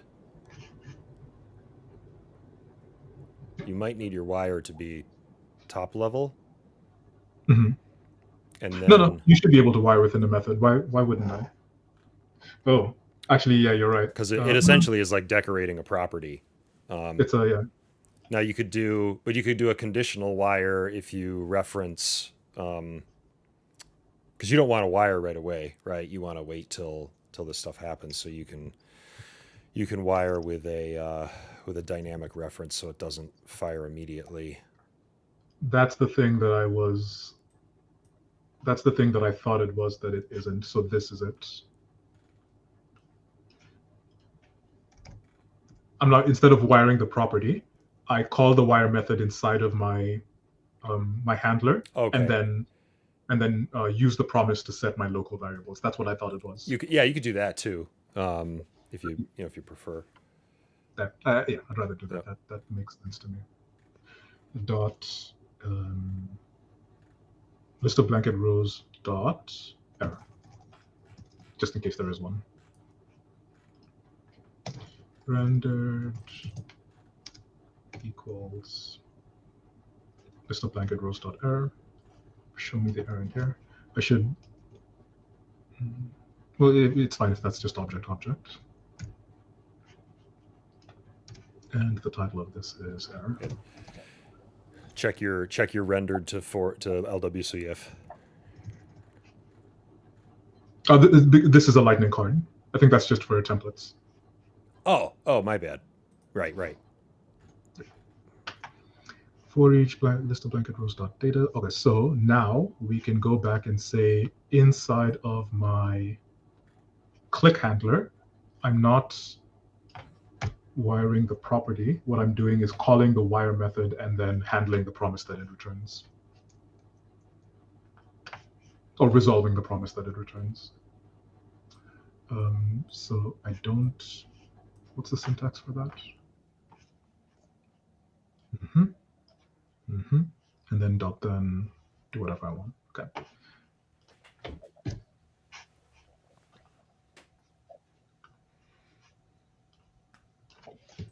So call the wire method with the wire method properties, and then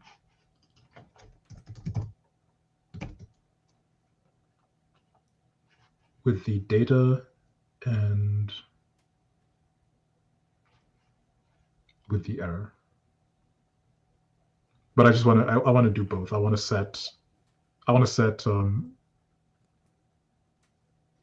geez, now this is where I always get confused, because there is a result parameter, which is the whole thing, and I want to set my list of blanket rows to result. Yeah, I think you want the data property that comes back from the data property is the success piece, and then the you know what? Fuck it. Where's list of blanket rows? So I do need to define this. List of blanket rows.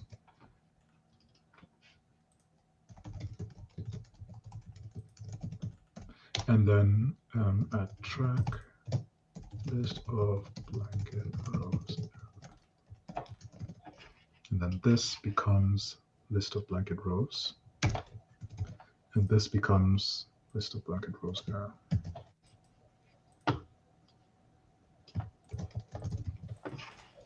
And then here we say dot then with the data.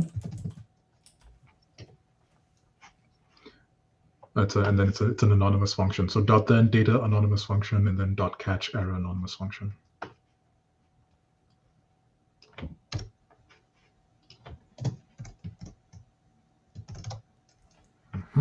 I use the async await for these a lot more now, just because it supports it. It's a little less infrastructure to handle them. Is meaning so the wire method, as I understand it, returns a promise that you resolve this way. Yeah. So instead, Async await does the promise resolution for you. gotcha. It's literally pauses your code, but you can write it a little bit more. A little just without the. I mean, you still throw it in like a try catch, to make sure it doesn't blow up. Mhm. But it just feels a little. I think because I'm just too dumb to understand the anonymous, part of this. Like, die.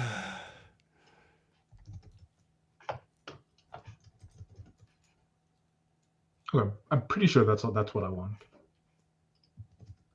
Yes. Now we can mock this. So this is the missing piece. Mm-hmm. And the question is, how do I take this variable, this JavaScript variable that I'm creating with a mintemp, maxtemp, color hex, and color name, and pass it in as a color scheme item list, as a color scheme item. Do you have it as a list already up above? It's being Yep. added to. Yep, that's a list of accounts. Is a list of those Mm-hmm. JavaScript account objects. So technically, if you change the references to the fields that you have up above to match the API name, then it should just work. then it would just work. Yeah. Famous last That words. would be really famous last words. You'll have to change them in your HTML template, obviously, too.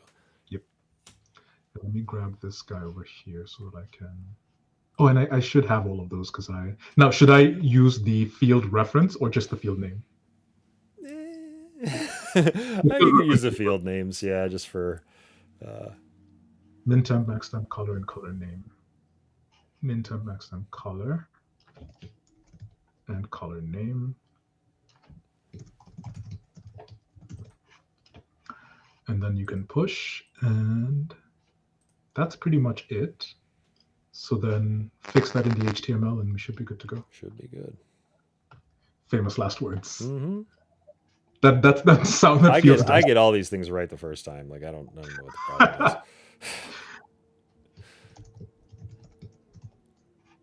What a joy if that actually works the first time.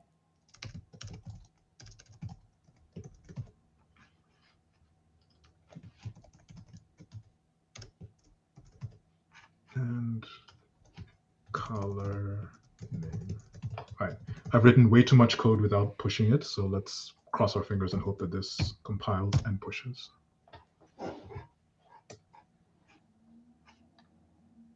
Wow. See? Nice. First try. First try. All right. We've one last thing. Color scheme item list is list of accounts. This list of accounts. This list of accounts.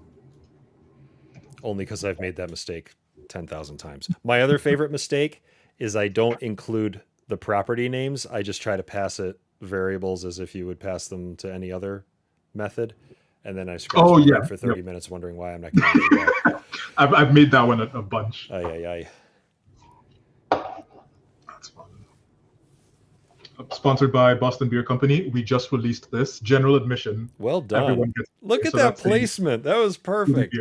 Yeah, proud of me. You can cut that out of the video and just like put that. Tell your boss like, hey man, I'm in marketing now. I'm moving cases. Yep.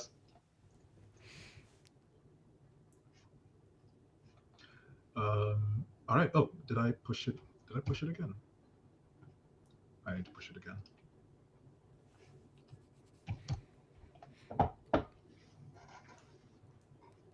Oh, okay. Good.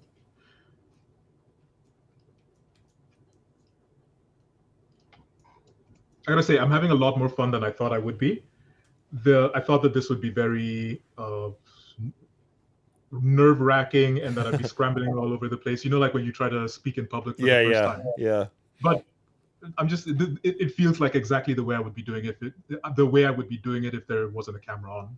If you and I were just hanging out and I was writing some hobby code. Yeah, it's very different than like a technical interview where they, get the light out and interrogate you about all the esoteric things that they think you're supposed to know. That's we don't do that here. Why are you unhappy with me? I'm hoping that the error will come up here. No, if I do this, the error usually comes up. Oh, if you edit the. There we go.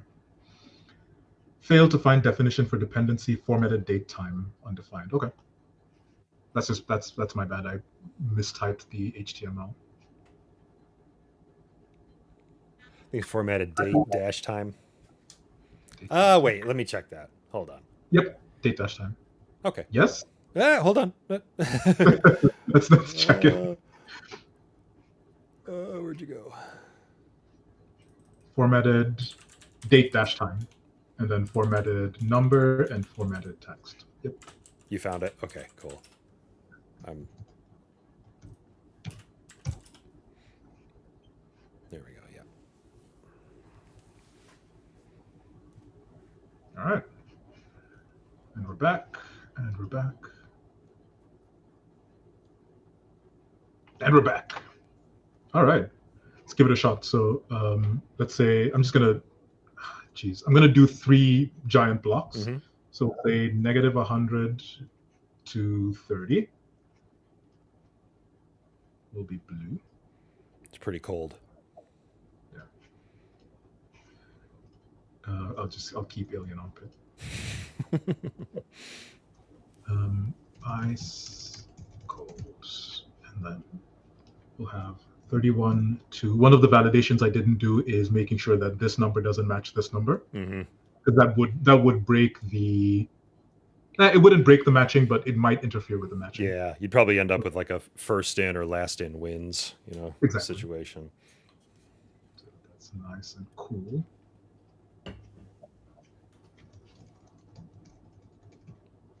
Organte. I like that. I don't know if that's a word, but it's cool. Cool organte. I do see some errors. Maybe a key reference might be lacking somewhere. It's not blowing up on you, but looks like maybe the TR. Oh, the key reference is that. What is that? Invalid key attribute in the table row. This is the key. It's using this for the key attribute. Okay. So I'm not sure why it's complaining. Yeah. But it should. Yeah. The fact that it's still working is good news. Not a full stop. All right. Fingers crossed. Drum roll. I'd like to see what's happening in the background. Do you want to throw a couple debugs in there, or debugs in the or watch points in the JavaScript too? See if it gets. So the way that I. Mm-hmm. Oh, go ahead. Sorry. I was just saying what I typically do now is. I think this is. What is this? This is. No. I'm looking for the. Try the 3 bar, the 3 dots. Yes. There we go. I like to have my doc pop out. Yeah. And when I'm developing, I typically have my dev console so I can see the back end and then my. Cover all the bases, batten down the hatches. Because I've been working on some really gnarly JavaScript. Not JavaScript, some really gnarly Visualforce. And I need both open. Yeah. Okay, so I set the value in the back end, but did I re-render the right component? And when I re-render the component, what JavaScript did it end up calling that recursively called my Apex? Messy. Hopefully that Visualforce work is a conversion. No. Oh. So this is a piece. I made a terrible decision many months ago to. I made a terrible decision to extend a Visualforce page because it was doing something that I didn't want to recreate, instead of just tearing the whole thing down and rebuilding it in LWC. And I've been paying for that mistake for the past 3 months at least.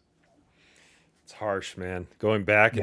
and I don't think I've touched Visualforce in years, and I'm happy about that. But it's just Yeah. I don't think I'd know what to do anymore. And that's after like 7 years of doing pretty much that exclusively. So it's it's a Like I different said, world. you don't do something for a couple of months, all of a sudden it's gone. Yep. Poof. So what do we want to breakpoint? We're handling the preview, I guess.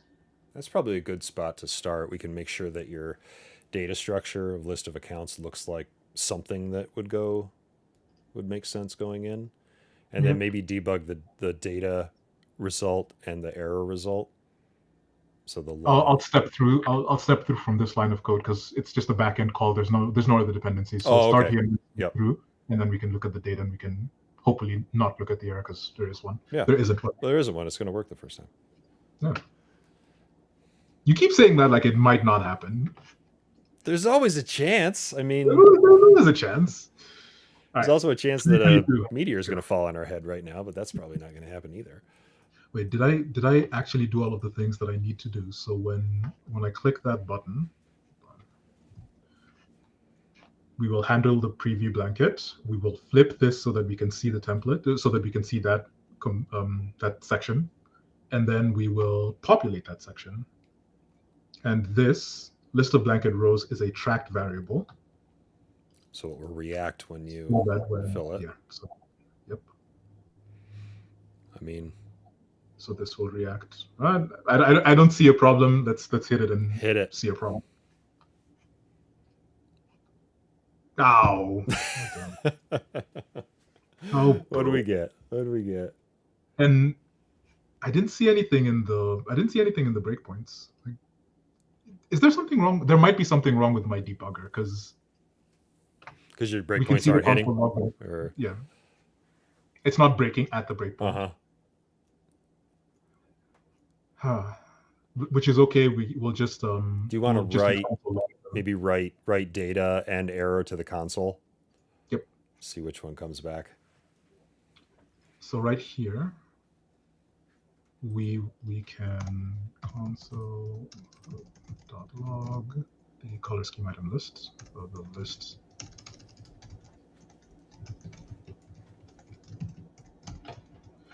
And then, yeah.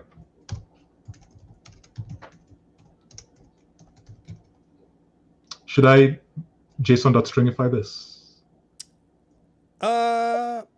You can stringify it once it gets out there.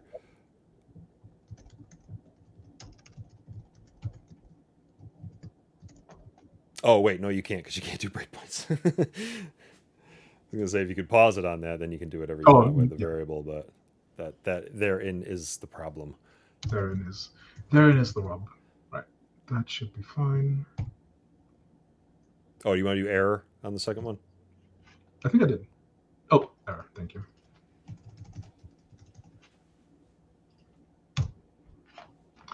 And then let's come back. What happened? So I do have the error thingy. I didn't see anything in there because I should probably JSON.stringify it in the. That should be. I'll need this.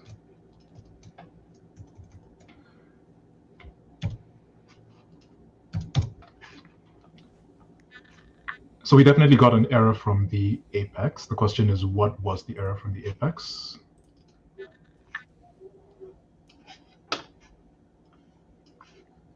Blanket app service, get date weather by year. The year is 2022. Min date, max date, returned 365 rows. And then create blanket for scheme and date weather. And we have all of that. Date, which is a date time, which I don't like. That should just be a date. So there might have been a mix up here between a date and a date time. That should be fine. And then average temperature. Color scheme item. The color scheme items are empty. Yeah, I'm pretty sure that's what it is. The color scheme items are empty.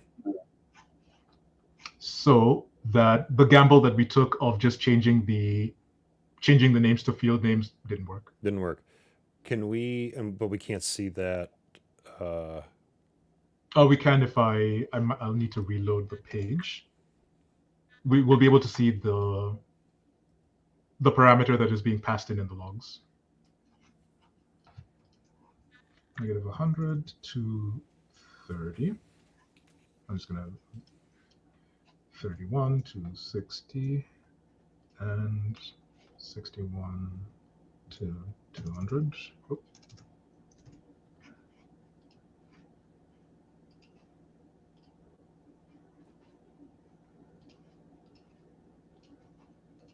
Okay.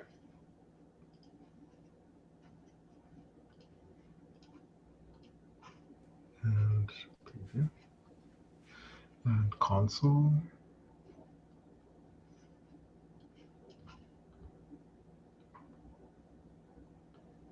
I was expecting my attributes here. That's not right.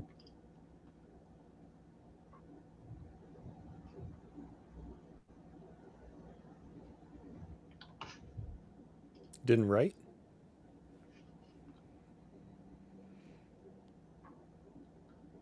There we go. So that's the event. Proxy array should be the... I'm not sure what proxy array is, but it looks like the that array. Is revoked target handler. What is this? I would guess that's the array being passed in. Yeah.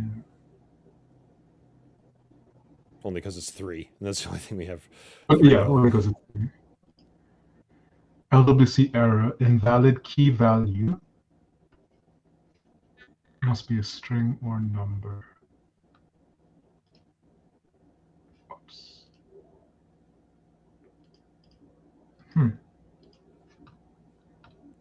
What if you know what? Oh, go ahead.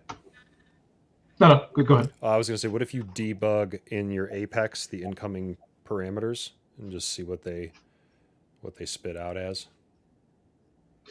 Yes, because it did at least. I think it'll just be null because there was nothing. It didn't. Maybe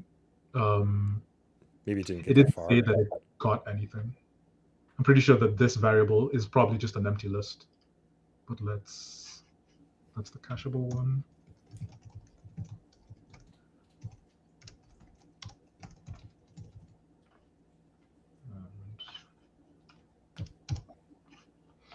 So if I come back here,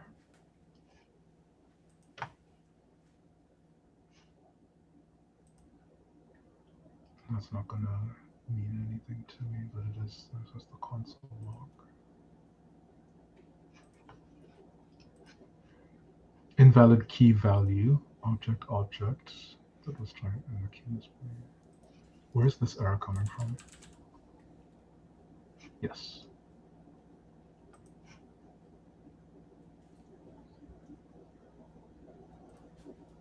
Oh. So that error, at least I know where it's coming from, because the second table, I copied the first table to use for the second table. So I have a lingering. Oh, okay. I have a lingering. That's the one.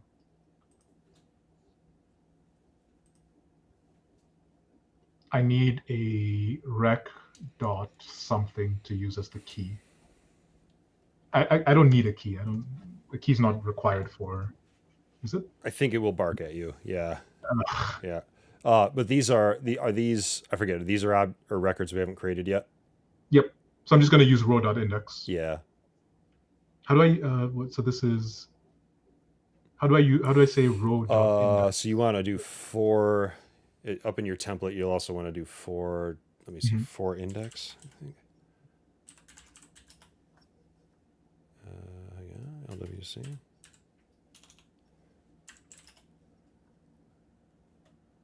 Where are you? Come on.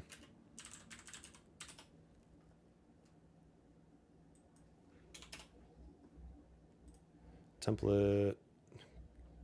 Take me to something useful.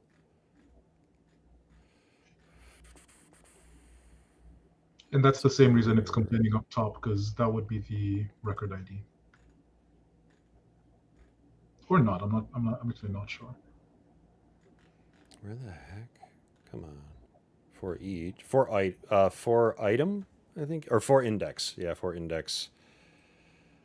And you'll Uh-huh. have to. I think you'll have to pass a number, or pass a property to that called index. Mhm.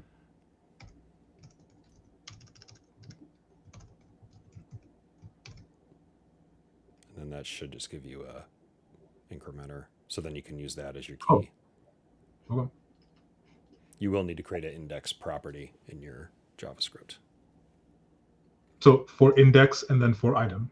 Mm-hmm. You can run them both. Uh, okay, good. So that makes sense. And then for index, and then just an index property. Mm-hmm. Do I need to initialize it? I don't think so. That's it? That should do it. Uh-huh. Unless it doesn't work. So that was one reason why I was complaining, but that wouldn't. I assumed that wouldn't stop the table from rendering. Mm-hmm. Why else was it complaining? One sec.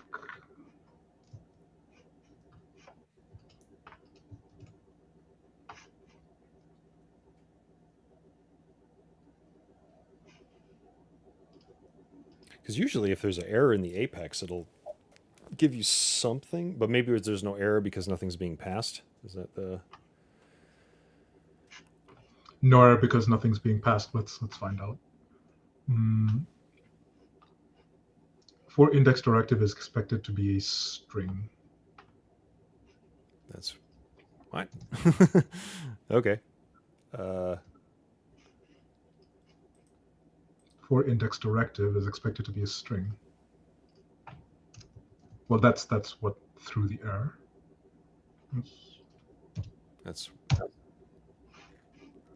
I initialized it as an empty string. Am I misunderstanding this error message? Let's see.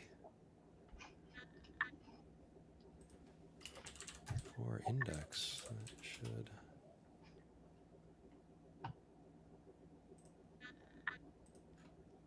Oh, I'm sorry. It's just that you don't pass a property. You just pass a value, and then it becomes a property within your loop. So you can Gotcha. literally just call it string index, and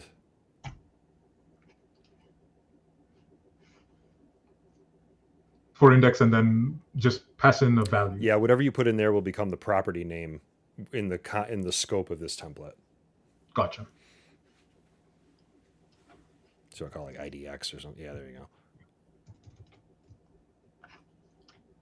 go. And then you want to reference it on your key. And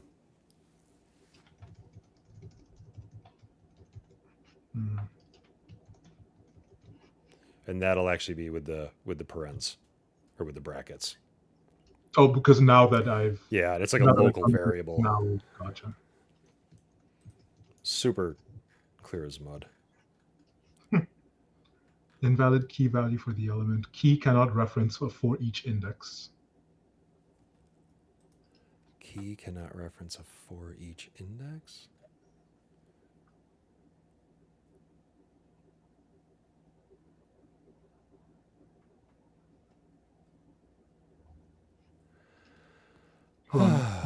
This isn't why the whole thing is failing, because the other one, yeah, top it's missing an index as well. Are you happy now? You're not happy. What do you want from me? You want an expression. Do you want any expression? Because I'll give you an expression if you want one. Okay, you're happy now. Try let's...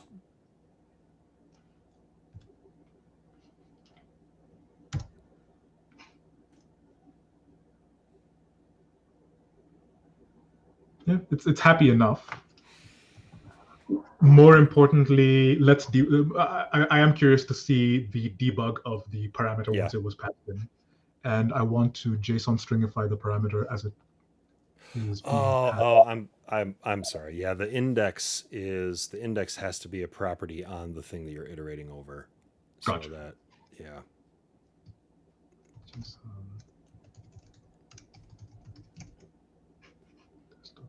Accounts. I'm just going to name these so that nope, because that's going to screw up my.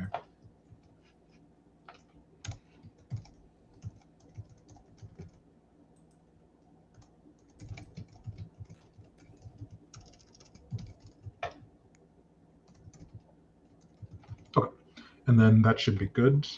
I'd like to take a look at this, and if we don't see anything useful here, I'm going to call it a day and come back to this with a fresh head. We've gone so much farther than I thought. We'd be able to in one stream. We'd be about a quarter of the way through building a color picker right now. If exactly. So that looks good. Let's refresh. Let's give it some sample data.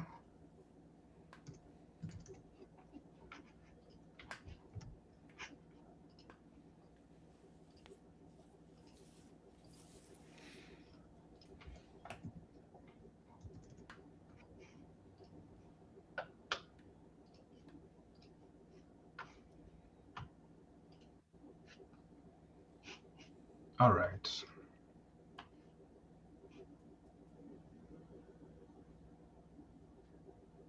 List of accounts is right there. It looks fine.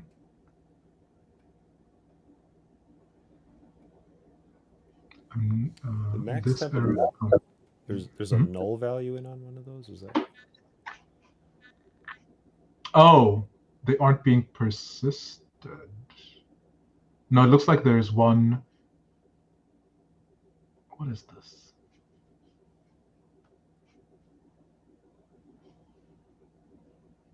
Index 1, min temp, max temp, color, null. Oh, are we not handling the events from each of those? Oh.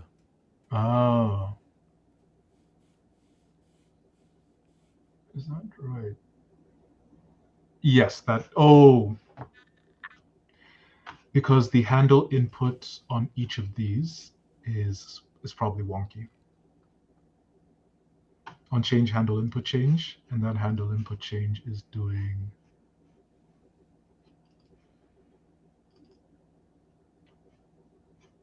index and then field name equals value. So then we're ending up with two sets of things, one with a value, one without. Gotcha. Because okay, yes. So it's because what is that? Min temp is the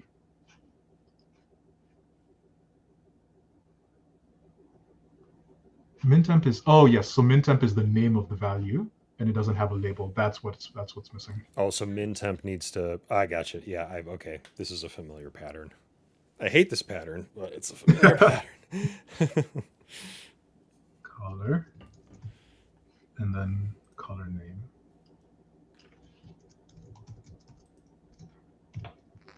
Nice catch. Should be good.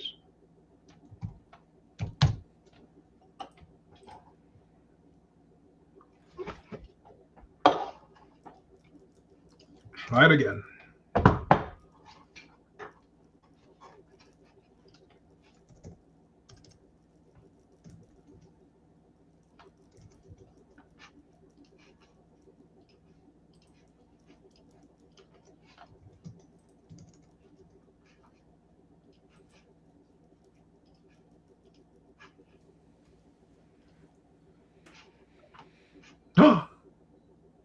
We got something. Amazing. We didn't get a hex code, but that might be because I didn't. Hold up a minute. Color scheme item color. So we did not get a hex code, and I need to put a space in here. How do I put a space in here? Space. How do I put spaces in I'll here? put a non-breaking space after the daytime. Yeah.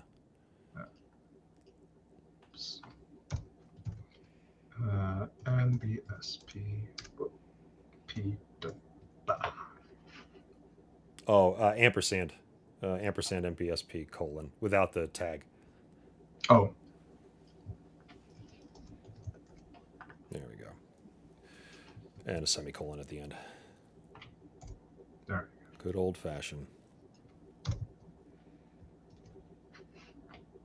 Sweet. But yeah, we got stuff. We at least got, and these are blanket rows, so they should have. Okay, yes, excellent. So now the question is, why don't these blanket rows have a color hex? And the answer is probably because the answer might be because it hasn't been persisted to the database. Mm-hmm. Maybe. Yeah. Do you still have the debug info for the data going out from the LWC to? Yes. Can we see if there were? Yep. So these are them. Is that the result back? Yep. The result So that's an instance of a blanket row okay. record. How about the data that we sent? Hold on a second. That's a color scheme item with a min temp, max temp, and color. Mm-hmm. The data that we sent looked like this. Okay, so we did have a hex value there. Yep.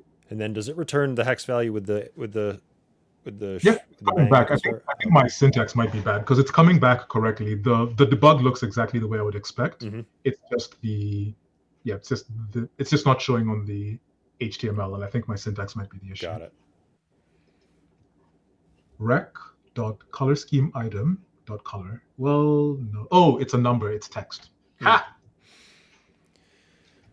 Invalid output. Oh, this is exciting. Is this how it usually goes? You start and then you're like, oh, I want to stop, but I'm getting so close. It's definitely. I'm getting so close. It's hard because sometimes it's like 1:36, and I'm like, I got 24 minutes, but I don't know what to do, because I know whatever I'm about to embark on is just going to be like way more than 24 minutes, worth of work. So sometimes I will cut it a little short or get up to the end and be like, I wish I could keep going, but. And do you time box it? Do you only work on? You shouldn't. You can't do this on Salesforce. YCDTOSF. Yep. Do you only work on it on stream? I try. There are occasions where I'll take something away because it was just maybe a hot mess or like the itch I had to scratch a little bit more. But and honestly, it's probably why some of the projects take 10 times longer because it just this is the time I try to give to it. But it's also like good to time box it so I don't get carried away. Yeah. There it is. Hold on, 63909. So everything was in that range because I don't think I specified Celsius versus Fahrenheit. Oh yeah, and it looks like they're all there's a couple. Yeah, it's a couple of colors. Yeah. It's doing the math. Nice. The bones of this thing work. There you go. That is a lot more exciting than I thought it was going to be because I already built the whole app, but so I was like, it's going to be fine. No, but that's pretty exciting. Yeah, I mean it's doing the thing, like that's it is doing the thing. Nice. All right, good stuff. Now the preview will turn into API data. That's the ultimate intent. Yes. So it depends. I think what I'd like to do just for the sake of managing the data well is only query when needed. Since I'm already storing date weather information, query as needed. And so the API will connect to this date weather object. The API powers the date weather object, and then the date weather object powers your planner and powers your tracker. Okay. Makes sense. And put a little. So next up you can't do this on Salesforce. We're going to put an API. Let me find a thing that I can use for an API. Let's call this an API. Database. Say database.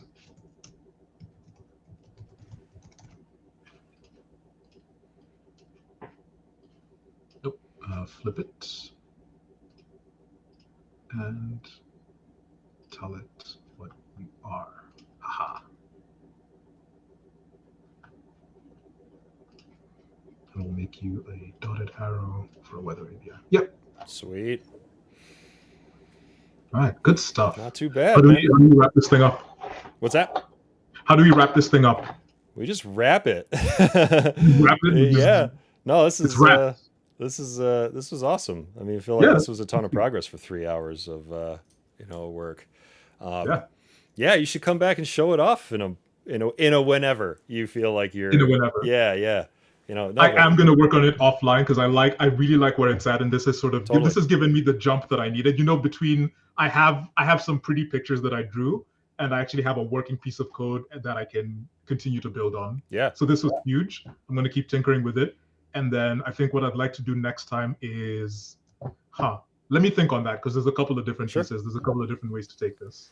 Yeah, man. I Go. really like Igor's suggestion, so I'm gonna try. I'll probably try both. I'll probably Mhm. try background as the color, and then background as the color, and then have a color bar. Mhm. The other thing I'm gonna try is flipping this so that you can see the blanket across instead of down. Yeah, yeah, that makes sense. So I have some stuff to work out, but I'm really happy. It worked out really, really well. Awesome, man.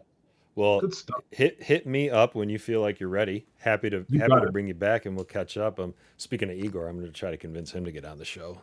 There you go. See what's going on. But Tony, this was awesome. I really appreciate you honestly reaching out and saying like, "Hey, I want to do this." I was like, "Great, let's come and do it." And I'm glad it wasn't It an wasn't. Yeah. interrogation. It's pretty chill and pretty. No, I had a great time. I had a ton of fun, and this is a fun way to write code for me. Just classic pair programming. Let's hack out some stuff and it's figure out funny you some mentioned that because I was like an hour through. I was like, we're basically pair programming, but I'm good with that. I'm happy to play the wingman and try to look stuff up in the sidelines. So, I appreciate but it. Thanks for having me on. Absolutely, thanks for coming. And Thanks everyone who came and everyone who stayed. Yeah. Appreciate you all. I'll get you a recording of the video. It's up on YouTube now, so Nice. it should be Oh, if it's up on YouTube, that's fantastic because then I can probably I use the share a clip thing from YouTube Okay. and that works really. Yeah, very cool. Yep, it's up there now. It'll be on Twitch for a week if you care, and it's on LinkedIn for I don't know Good how long, stuff. but awesome, Tony. Thanks again. I'm gonna wrap the show because it's six of, so we'll call it good. And see you next time, and I'll see everybody else next week.